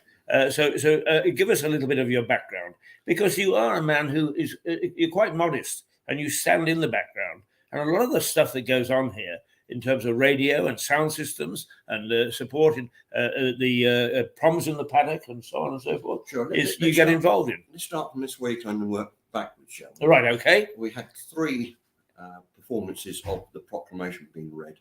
One at the County Hall in Lewis here, another one at the steps of the town hall for the town. Right. And I went on to attend the 3rd one down in Seaford. That's 3 in late. And after that, I did 2 hours broadcasting. Wonderful so stuff. Monday, I felt like somebody else was wearing my body. You know, yeah, you say public address work. I used to do, you mentioned proms in the paddock, but I gave that up about 7 or 8 years ago. It became too much, you know, We all do I'm too not much. a man of Yeah. young years. I was 73 the day before. You're a yesterday. spring chicken compared to me. Come on. Yeah, there you go. But there you go. That's where we are. As Keith just said, we started Keith started Caburn Radio back in '97. I've been involved with that and its incarnation into Rocket. I broadcast on Rocket for countless years, I can't remember. I helped start Seahaven FM down in Seaford, which covers New Haven, Seaford, Eastbourne, Lewes, bits of Brighton, and East Sussex area. I started my community radio broadcasting at Upfield FM, which is now changed to Ashdown Radio. I started with them prior to Seahaven, so that's quite a while ago. That's been going 12 years, 13 years. So it must have been 14 years ago I started community radio in this area. Right. And you've actually got your own little radio station on Spreaker. Yeah. I must admit, I'm not producing on there quite so often as I used to. But, when I last looked, the listening figures for last month, I think, was 1,072. For little old me in a town like this isn't bad. No, indeed. And actually, to top it all off, you've done hospital radio as well. Yeah. The process, if anybody can lend a hand to this one, hospital radio, known as Coastway Hospital Radio in Brighton, has been silent since before COVID. We are struggling to get that back up on air. You may laugh at hospital radio, but it proves a learning ground for people who, on the first rung. It provides a God-sent service to the people who are there. Yeah. Because the national broadcasters these days aren't covering local stuff. Even Radio Sussex, BBC Radio Sussex, it's too broad a church to cover individual stuff. Right. And the reason that we motor on at Mirador is because a survey taken by Harvard University for the United States initially, but then it spilled over into the UK, shows that as local media shrinks, so the governance by local councils gets worse and it gets more expensive. Correct. And actually, that's most certainly true of Lewes. Sure. Yeah. The Lewes area is pretty unique within the UK. It might be unique within the world, to be honest. Not only do we celebrate the saving of the King every November the 5th, not our current King, of course. In 1605, blew up the Houses of Parliament. They tried. And we've been celebrating the survival of the crown since that day. One way or another. There has been some times off for world wars and pandemics and so forth. Yeah. But continuously. Now, it's impossible for anybody here except me to not be involved with Bonfire. So what's your involvement with the Bonfire societies and the celebration that night? I am not a member of any society. In my childhood youth, I used to be a member of the very old Southover Bonfire, because that's where we lived as a family. And why wouldn't you? Yeah. But when that folded in 1958, 59, I didn't belong and still haven't belonged to anything. But I am compere for the judging competition. Occasionally broadcast on Bonfire Night, giving the commentary on radio. Well, you're actually quite important on Bonfire Night because you actually get to a lot of people with your broadcast. Well, yeah. But we're not. This year, I'm doing nothing. Well, we hope that we're going to persuade you to do something, because we were talking about it the other day. I won't be even in the town. Oh, go on. No. Go on. I thought that you got a prime position on outside the War Memorial. Oh, we have. It's there, but it won't be with me. We're going to have to do some arm twisting here. Yeah, how to do some persuasion. I booked a hotel. The room is booked. The problem, not the problem, but the glory of Bonfire Night, it's just not Bonfire Night. It's the night before, all day on the 5th, the night of the 5th, and the morning of the 6th. Yes, and even a couple of weeks afterwards as well. Sure. Yeah. I must admit, the out meetings coming home has been a lot quieter in recent years, because it was getting out of hand. But when you live where I do, you can't escape. No, absolutely not. Without pinpointing his address, Kevin lives on Cliff High Street, I mean, you can't get more central to anything in this town than living on Cliff High Street. Yep. Okay, what are the plans for the future, apart from being our mentor and looking after us? Well, I mean, as I say, it's my 73rd birthday a couple of days ago. I'm looking to relax, take things a little bit easier. Perhaps be like David Dimbleby, just do the odd thing now and again. Be a doyen. Yeah. Yes. Rather than be in your face radio. Yeah. I must say, though, that, Kevin, in all seriousness, is that some of the things which were so important have tended to drift away for one reason or another. Correct. And it needs people like you with the real backbone and the understanding of what's happened here and how it's developed to maintain that position and keep it going. The unfortunate thing is that anything what we do, like you're suggesting should be done, costs money, and a great deal of money. For instance, Rocket FM, I don't think are going to broadcast this year. They're just going to do their YouTube, and brilliant that it is, their YouTube stuff. To do a week's broadcast on FM radio is horrendous cost. Yes, you were telling me how expensive it's become. It's horrendous. Yeah. And I don't blame them for saying thanks, but no thanks. It's time to... Perhaps we should start to run a campaign about reducing all the costs for these things, because much of it is government stuff, isn't it? In America, for instance, if you want to do a short-term radio, first thing you do is find an empty frequency. Then you go to the FIA over there and say, we've got this frequency in our area. We want to be on it for a fortnight, month, or whatever. And they say yes or no. If they say yes, off you go. No money involved. Right. Now, Miss Truss, you have said that you're going to do away with red tape. Red tape in the broadcasting industry, particularly for us little guys, is actually throttling us. It's killing us. And yet the powers that be say it is important that we encourage local media, whether it be newspapers, whether it be radio, whether it be television. So if you really want to do something, particularly in your early days, do that. Get rid of Ofcom's red tape. Yeah, it was several years ago, long before COVID came along. I went to a meeting at Southwark House, which is the headquarters of Ofcom. Not just me, loads of others, who were representing community radio. And this subject was brought up. And it's not Ofcom putting these rules and regulations in place, it's the government of the day. Right. So, well, they could do something about that, and very quickly, could they not? Yeah. Yeah. I wouldn't take your hat off to hold a handout. Well, it's not going to happen. No, but by the same token, I think we must shout and yell about it. I mean, it's there for a reason. The reason is it is expensive. It really is expensive. But it's there to stop, how can one put it? Pirates and stuff.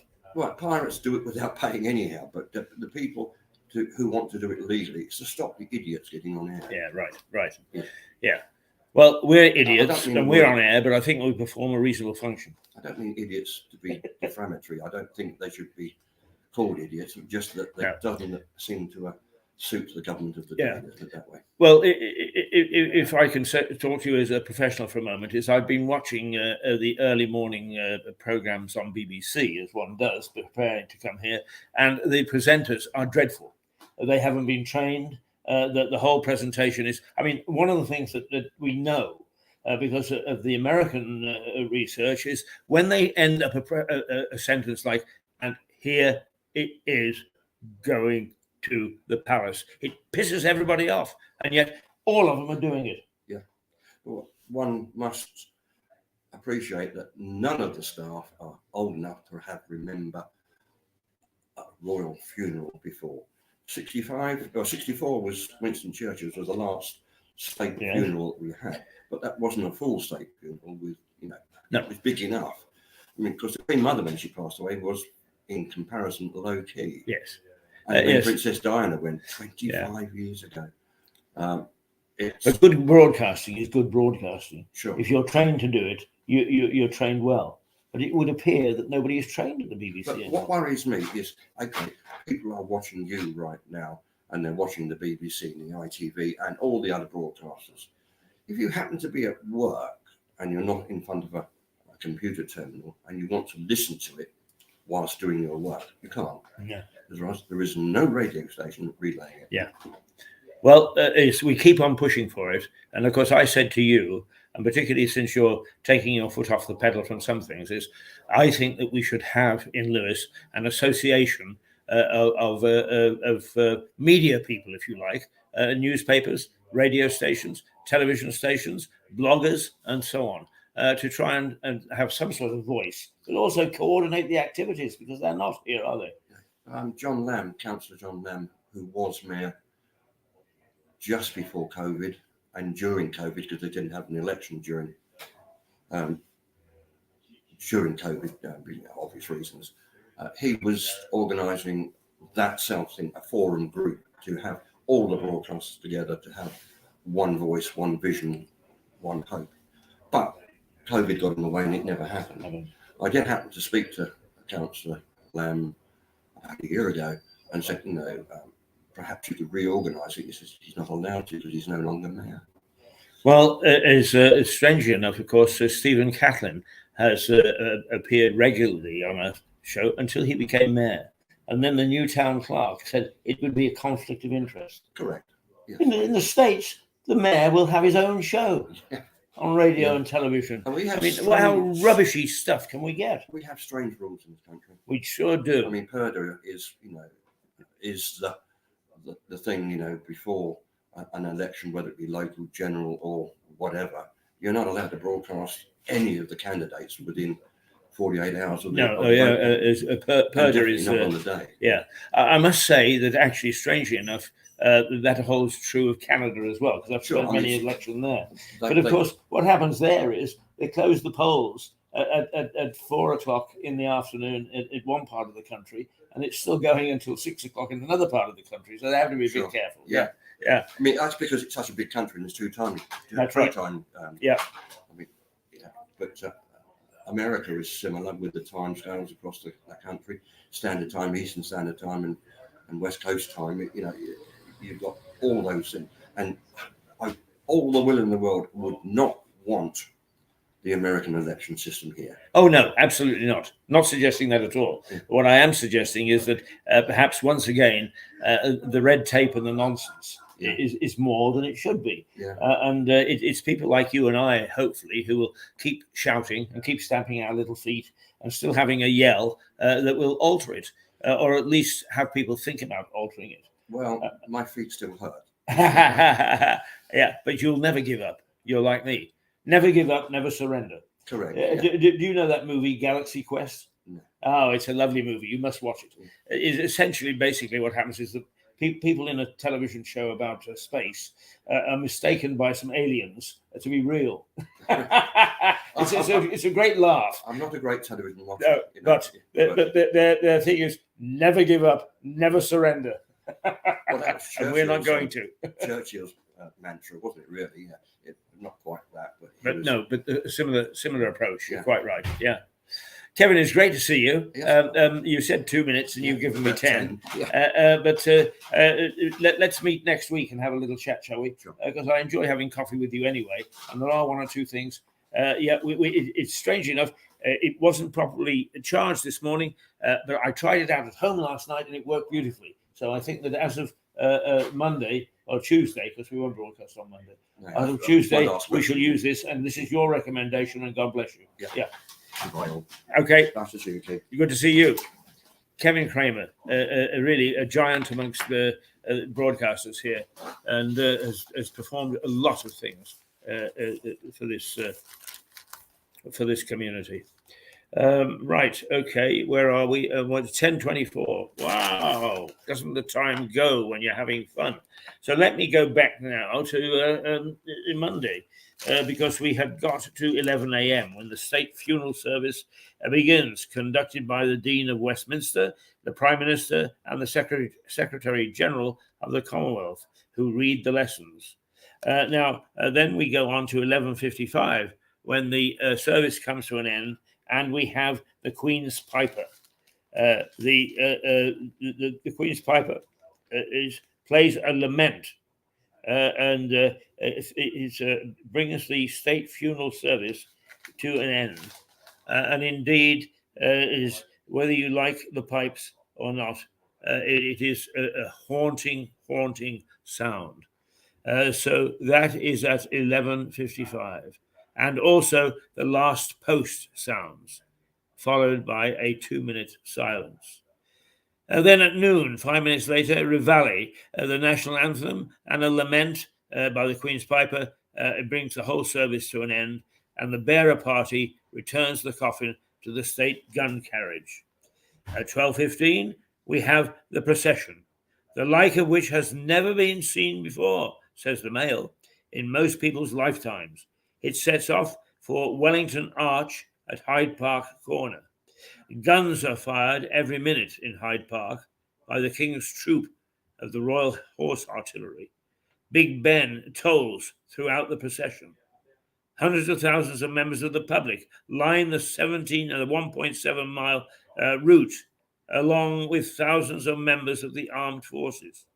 The Queen's coffin is borne along Whitehall, passing the cenotaph, which is flanked by members of the Royal British Legion. At Horse Guards Parade, the King's Life Guard turns out to give a royal salute. I know the Horse Guards Parade extremely well. I've walked across it many, many, many times, and I've watched the changing of the guard there. And on one occasion, I did watch the trooping the colour. Then the cortege goes up the Mall and past Buckingham Palace for the final time, where the King's Guard will give a royal salute as the coffin passes. The coffin is again flanked by the bearer party to the Abbey. King Charles leads members of the royal family walking in the procession. The Queen Consort, followed by car, sharing with the Princess of Wales. The Duchess of Sussex and the Countess of Wessex shares the next car. And members of the household of the Queen, the King and the Prince of Wales follow. And at 1 p.m., at arrival at Wellington Arch, the bearer party will place the coffin in the state hearse for the journey to Windsor. And as the hearse departs, the national anthem will be played, and she goes on her very final journey to King George's Chapel in Windsor Castle, another favourite of hers.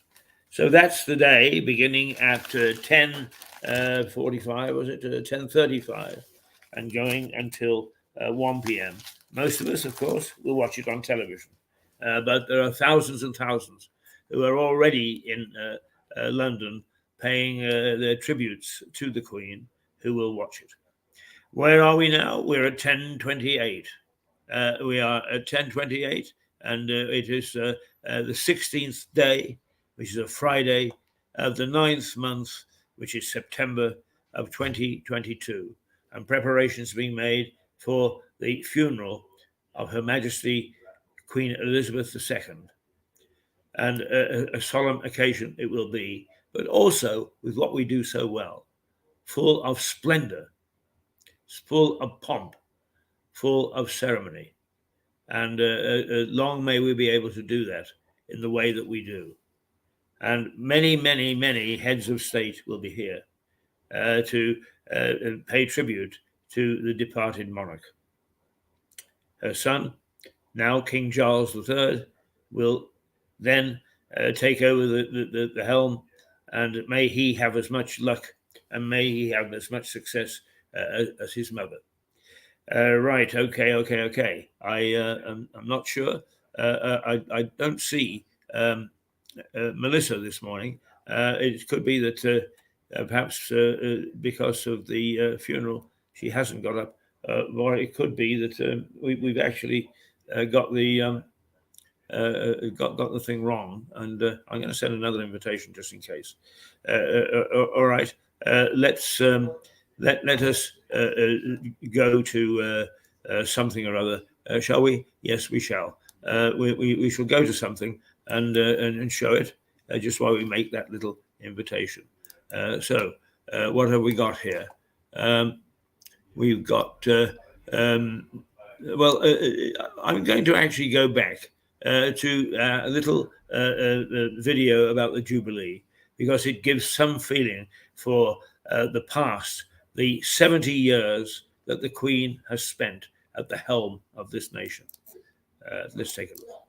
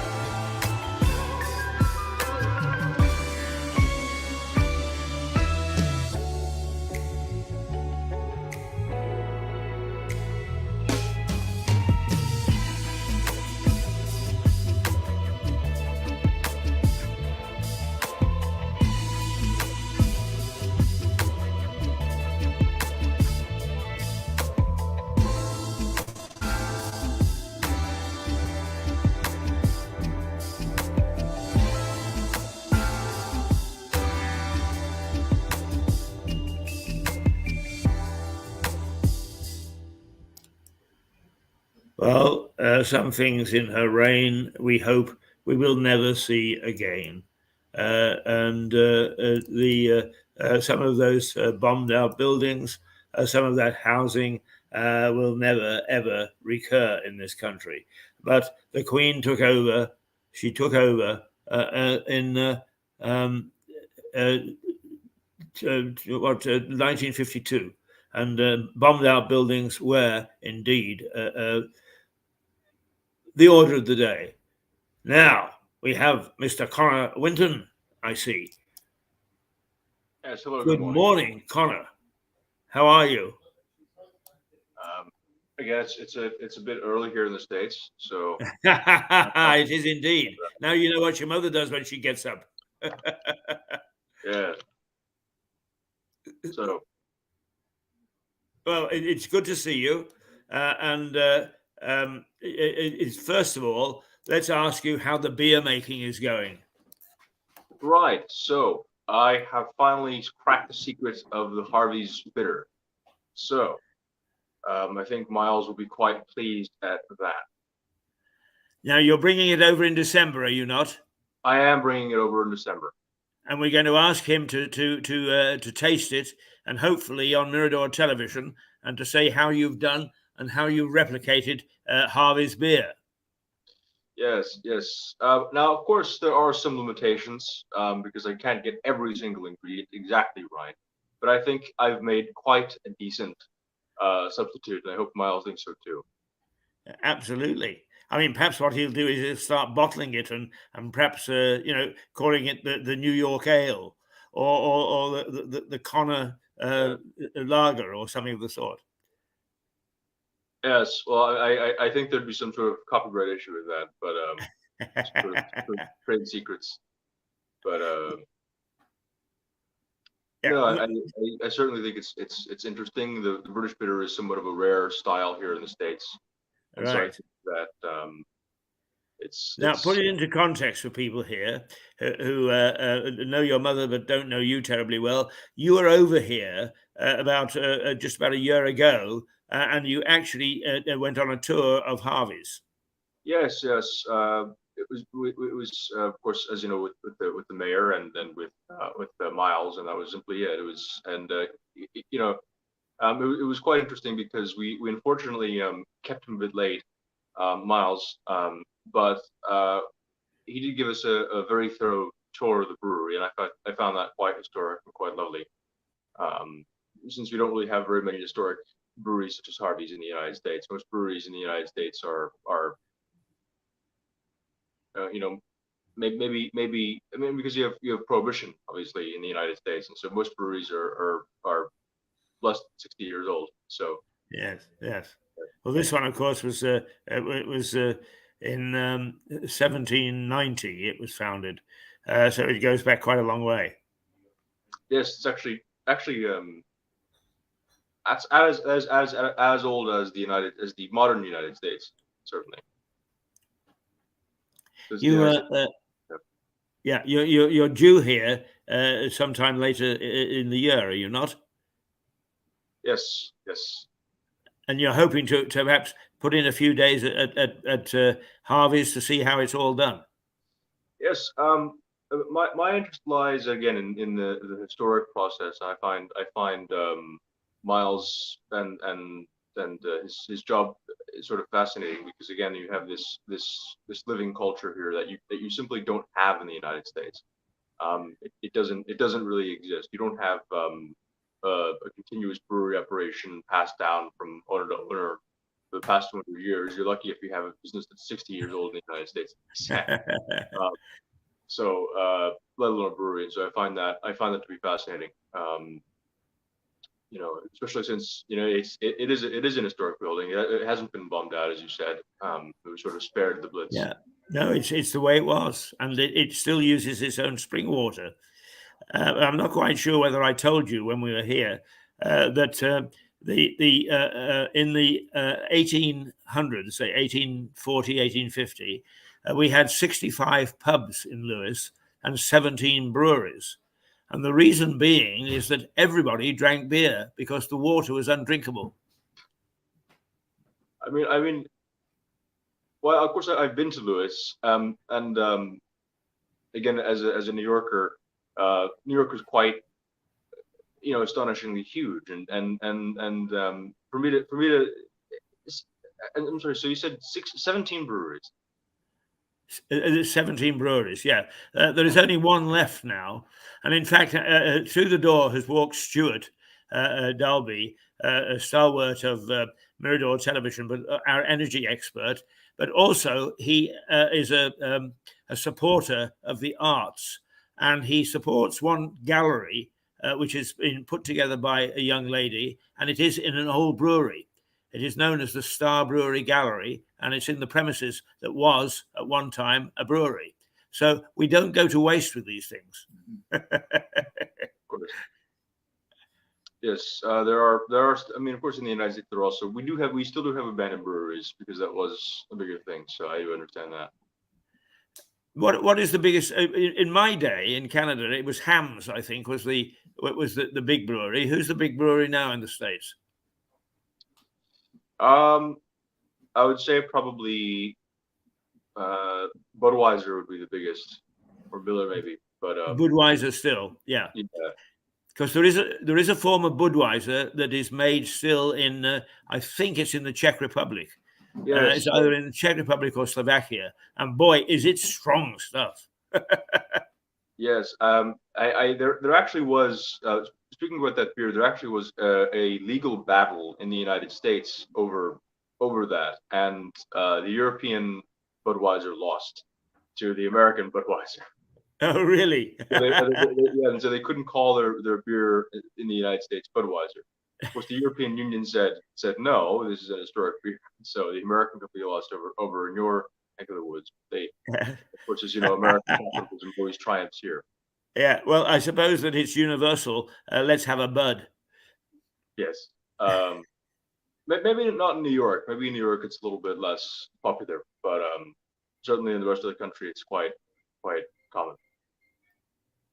Right. Now let's switch a little bit. Where's Mom this morning, by the way? She's still sleeping. She's a bit under the weather, I'm afraid. Oh, was she partying last night? No, sadly not. Oh no, it's a cold. Right. Yes. Okay. Well, it's good to see you. But now you have, in some ways, I've followed your career because I've known you since you were before a twinkle in your father's eye, so I've followed always your career with great interest. And you are preparing to become a pilot, are you not?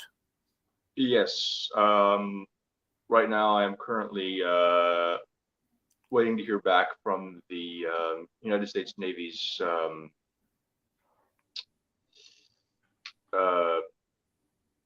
command offices in Millington to hear about when I go off to fly the jets. You know, of course, since we have the war on, but you know. Well, nowadays I would imagine that the jets go like bloody hell. I mean, they are really super duper things, aren't they?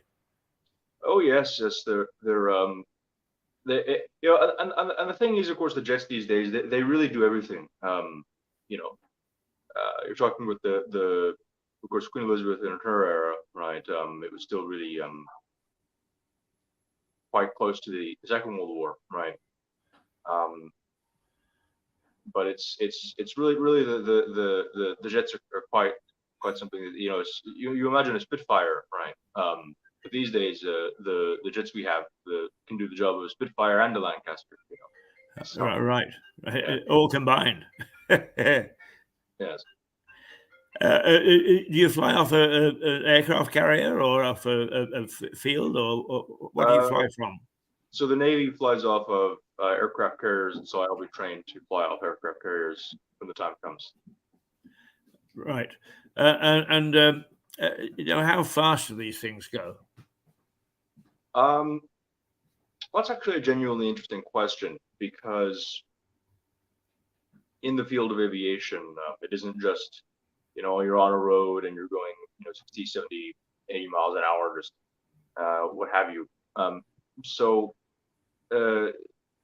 the actual speed you can attain is actually relative to your altitude, and of course relative to the winds. So sometimes you're being pushed, sometimes you're being you know, given a sort of tailwind, and of course, as you know, you can go faster at higher altitudes. So it really depends. So for example, if you're at maybe 30,000 feet, you can go, you know, close to twice the speed of sound. But if you're at you know, sea level, maybe 1,000 feet in the air, you can only really go around a bit above the speed of sound. So it really depends on a number of factors. Unfortunately, you can't give you an answer, but somewhere in the realm of 700 miles an hour would be 700, 800 miles an hour.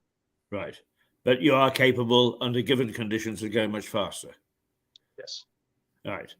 Now, let me switch a little bit, Connor, because as you know, this time last week, the nation was coming to grips with the fact that the Queen had died. And of course, this past week has been full of pomp and ceremony and marches and all sorts of things. I mean, one would say in celebration. I don't quite mean that, but in marking the Queen's passing and the accession to the throne of Charles III. What is the reaction in the United States to all this? Now, I'm certain for the viewers they might find this a bit strange, but here in the United States, and people were quite broken up about the Queen's death. And I know as the United States is a republic, and of course we broke away in violent conflagration. But I think that the United States, people in the United States sort of see Britain and their royal family as being rather, you know, I guess important. And so most people in the United States were broken up because, of course, as you know, the Queen is an icon globally, but also an icon in the United States. She's outlived numerous presidents, and of course the United States does have a special relationship with Great Britain, and so you find that people in New York City, people all over the United States are quite broken up about the Queen's death, much as they are in the United Kingdom. Right. Will any of you be pinned to the television to watch Monday's funeral? I don't know if Americans really quite know the goings on in the United Kingdom as it pertains to the specifics, but I'm sure that there are certainly a good number of people who probably will be. Yeah. Yes. Even I was surprised that this is the first time in 200 years that this particular ceremony has been enacted. But the Queen was Queen for so long, it doesn't surprise me. Yes, the longest reigning monarch of all time, right? Yes. I mean, actually, if you think about it, the last time you were here, you were in a kingdom ruled by a queen. And when you come here in September or December, you will be in a country ruled by a king. And we have to get used to that. We've been so used to saying Queen Elizabeth and Prince Charles, is to get used to saying King Charles is a bit difficult. And most people, strangely enough, are finding that. We got so used to it over 70 years. But whether, in fact, there will be a different atmosphere, a different approach to things and so on, we have no way of telling. Because in some ways, he is an unknown quantity. We know him as a prince, but we do not know him as a monarch. And basically, of course, it's the same as your president. He is head of state. That's the key role that he plays, head of state. Yeah, that's the problem with the United States. Well, yes, but of course, as you know, the head of state, the president is an elected position, and he is head of state and head of government. But I mean, of course, Americans do find it quite odd that you were born into this position of government service. But we find that quite interesting. So we'll see that again. This is a family. This is a person who has been Charles, who has been preparing all his life for this position of public service. I guess we'll see how he does in this role. However long he maintains it. Yes, I mean, I would understand that many countries would find it surprising. Strangely enough, because we're talking to some extent about Russia and its invasion of Ukraine, is that one of the I spent a lot of time in Russia, as you perhaps you vaguely recall, in setting up Russia Today television. And I would have long discussions with Margarita Simonian, who is the executive editor, and who has got herself into a bit of a hot bother the other day because she became the spokesperson for the Kremlin and said what a bunch of lily-livered something or others we were for getting ourselves involved in all this. But her argument was always, you do not have an elected head of state. My answer to that is, why do you have to have an elected head of state? There are many, many ways of having a head of state. I mean, if you go to Saudi Arabia, nobody has anything to do with an election. He is head of state, the king. So there are lots of different ways of governance throughout the world. Yes, well, I mean, hopefully Russia eventually learns to be a bit more democratic. But as you know, the monarch in Britain hopefully doesn't really have too much authority, which is maybe a good thing, maybe not a good thing. Yeah. No, but he or she does have some key things. I mean, one of the things that surprises everybody when I talk to them is, for instance, they do have the power to appoint a prime minister. And in fact, one of the last things that the Queen did was to appoint Liz Truss as prime minister. But where it becomes constitutionally interesting is that if a prime minister feels that he can't govern, he can go to the Queen and he can offer his resignation. And she has the authority to say, no, I'm not going to accept your resignation. I'm going to ask the opposition to see if they can form a government, which takes people a bit by surprise. But that authority does lie with the Queen. And it is conceivable that one or two things she could say no to, which she never has. But the power is there. So she's not totally toothless. But the fact that she heads the constitution and is the head of state in terms of steering perhaps the way that we actually look at the world is quite important, I think. Anyway, that's us, and our week has been taken up with it, and our Monday, which is a public holiday here, is going to be taken up with it, and we are all watching it with some interest. I actually, before you came on, I was reading out the day's activities, which start with the hearse being taken, pulled by 140 naval ratings. It's on a gun carriage. But where the coffin sits where the guns would normally sit, but normally they are pulled by horses. But they're going to have 140, I think it's actually 147 naval ratings pulling it by hand, which is a bit of a change in approach.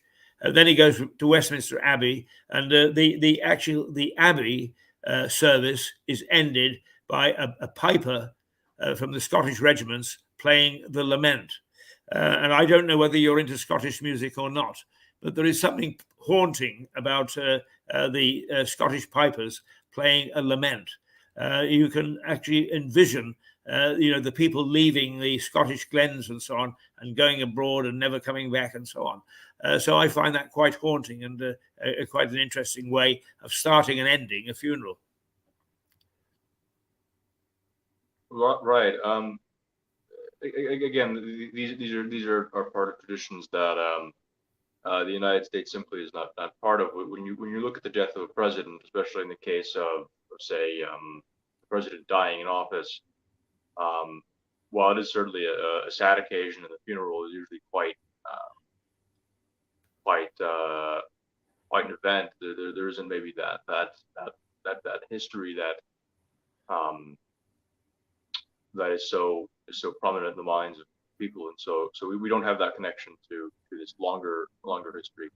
Yes. Today. Now, I was actually in Canada when President Kennedy was assassinated, and it seems to me that once a president is dead, then you have to summon the vice president and swear them in as president. Is that correct? So here is the moment that the Queen died. The Queen is dead, long live the King. He doesn't even have to be there. He becomes king immediately. But there is a rather more formal procedure with the Constitution of the United States. Is that correct? Yes. So when it comes to the death of a president, there is a line of succession. And of course, as you know, the United States is a republic. There are no positions that are hereditary in nature.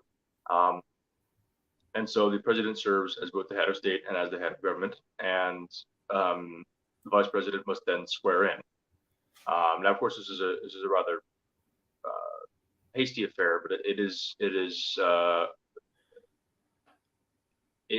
one of those things that has to take place, right? The person involved must accept and take an oath to fulfill the duties of the president of the United States. Because again, it is a position which one takes upon themselves, and not something that is necessarily conferred on them through birth. And so there is that distinction. Right. So again, the United States system of government, especially the executive position, is quite strange when it comes to republics around the world, simply because the parliamentary system is very different. You don't directly elect, as you know, the prime minister in the United Kingdom, but you do directly elect the president in the United States and the vice president sort of at the same time. So yes. Yeah. I mean, actually, one of the criticisms is that we don't elect the prime minister. I do not have a vote for the prime minister. What I do is I have a vote for a candidate for a political party. The party with the largest number of seats then elects a prime minister from amongst its ranks. So I don't actually have a say who the prime minister will be. All I have a say in is which party will assume power. They then do the rest themselves. And although most people have a good inkling of who the prime minister will be, it's not necessarily set in stone. Yes, and what also sort of is interesting is how and when the elections are conducted. The United States has a set period really where you have elections, and of course there are certain local areas which have different but in the United States we have a midterm and a general election, at least for the federal government. So and that's held on all in one day. And the same with local elections. They're all held in November. Which is in the United Kingdom you can have special elections, all those other kinds of stuff, referendums, and it is quite, Well, what we can do, of course, is David Cameron tried to change it, or he did change it for a while, but it is now back to if a prime minister loses confidence, we can go to the country, or he can go to the country, and we have the fixed term of 4 years, but it's not necessarily fixed for 4 years. It can end after 2.5 years, or in some instances, I mean, I don't know that it's ever happened, but it could end after a couple of months or so. If the government is unstable, or the prime minister can't hold the confidence of the House. So we can have very, very short-term situations. But I don't think that that's true of you in the United States. The president is in for 4 years, is he not?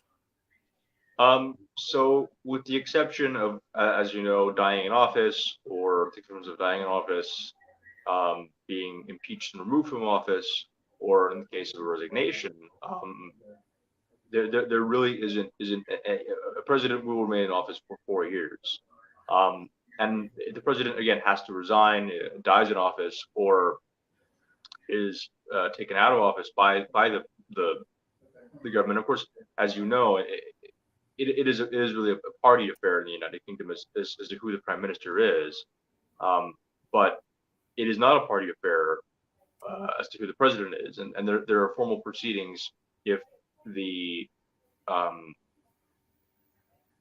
legislative branch of the United States believes that the president is not fulfilling his duties, or that he has committed a crime in office, to again remove this particular person. And it is quite serious. Impeachment is quite serious, and even in that instance, the vice president naturally becomes president, right? And so we elect our executives again, which is a very bizarre thing to a lot of folks in the world, where again the matter of head of government is chosen by the party and not by the people. Yes. Well, I mean that is a democracy as we know it in various countries. As Winston Churchill said, democracy is far from perfect, but it's the best that we've got. And I think that's true of the United States, and it's true of here. So hopefully we both live in the land of the free, and we can carry on with our life and our work without the threat, at least in our countries, of being taken over by, although you were a bit in danger of it, I think, about a year ago, were you not, of being taken over by dissidents? I don't think there was any real genuine fear of it. But it is quite interesting to see that the United States has gotten to the point where we have a bit of demagoguery. I think there are a lot of political divisions in the United States, and that has sort of allowed to creep its ugly head back into American politics. But I think for the most part, it's very difficult to convince Americans to accept demagogue overall. So I think we have this very Republican tradition in the United States. So I think actually both our governments are stable enough to ward off that sort of thing. Yes, we are. Connor, it was good to see you. I'm glad that you were standing in for Mom this morning. Give her our best wishes, and we hope that she's feeling better. And we will talk to her next week. We will look forward to your arrival on these shores, and to sashaying down to Harvey's to test your beer, and possibly even lend Miles Jenner a hand in making it. All right. Okay, good to see you. Talk to you, perhaps talk to you next week if you're with Mom. All right, you too. Okay. Toodle pip. Connor Winton in New York there. And that brings us to 10:59. I heard a noise of a drink being poured, so it's perhaps my turn to actually go and get a drink. We have been on the air for 2 hours and 28 minutes, 2 hours 29 minutes, and so I will say goodbye, and then we will play a little bit of a goodbye thingamajig, shall we? Yes, it's a very short one. So toodle pip. We will not be with you on Monday. We will, like every other person who is not in London, be glued to the television screen to watch the funeral of the Queen unfolding at Westminster Hall, and then Westminster Abbey, and then finally in St George's Chapel in Windsor. So until Monday, toodle pip, and we look forward to seeing you again next Tuesday.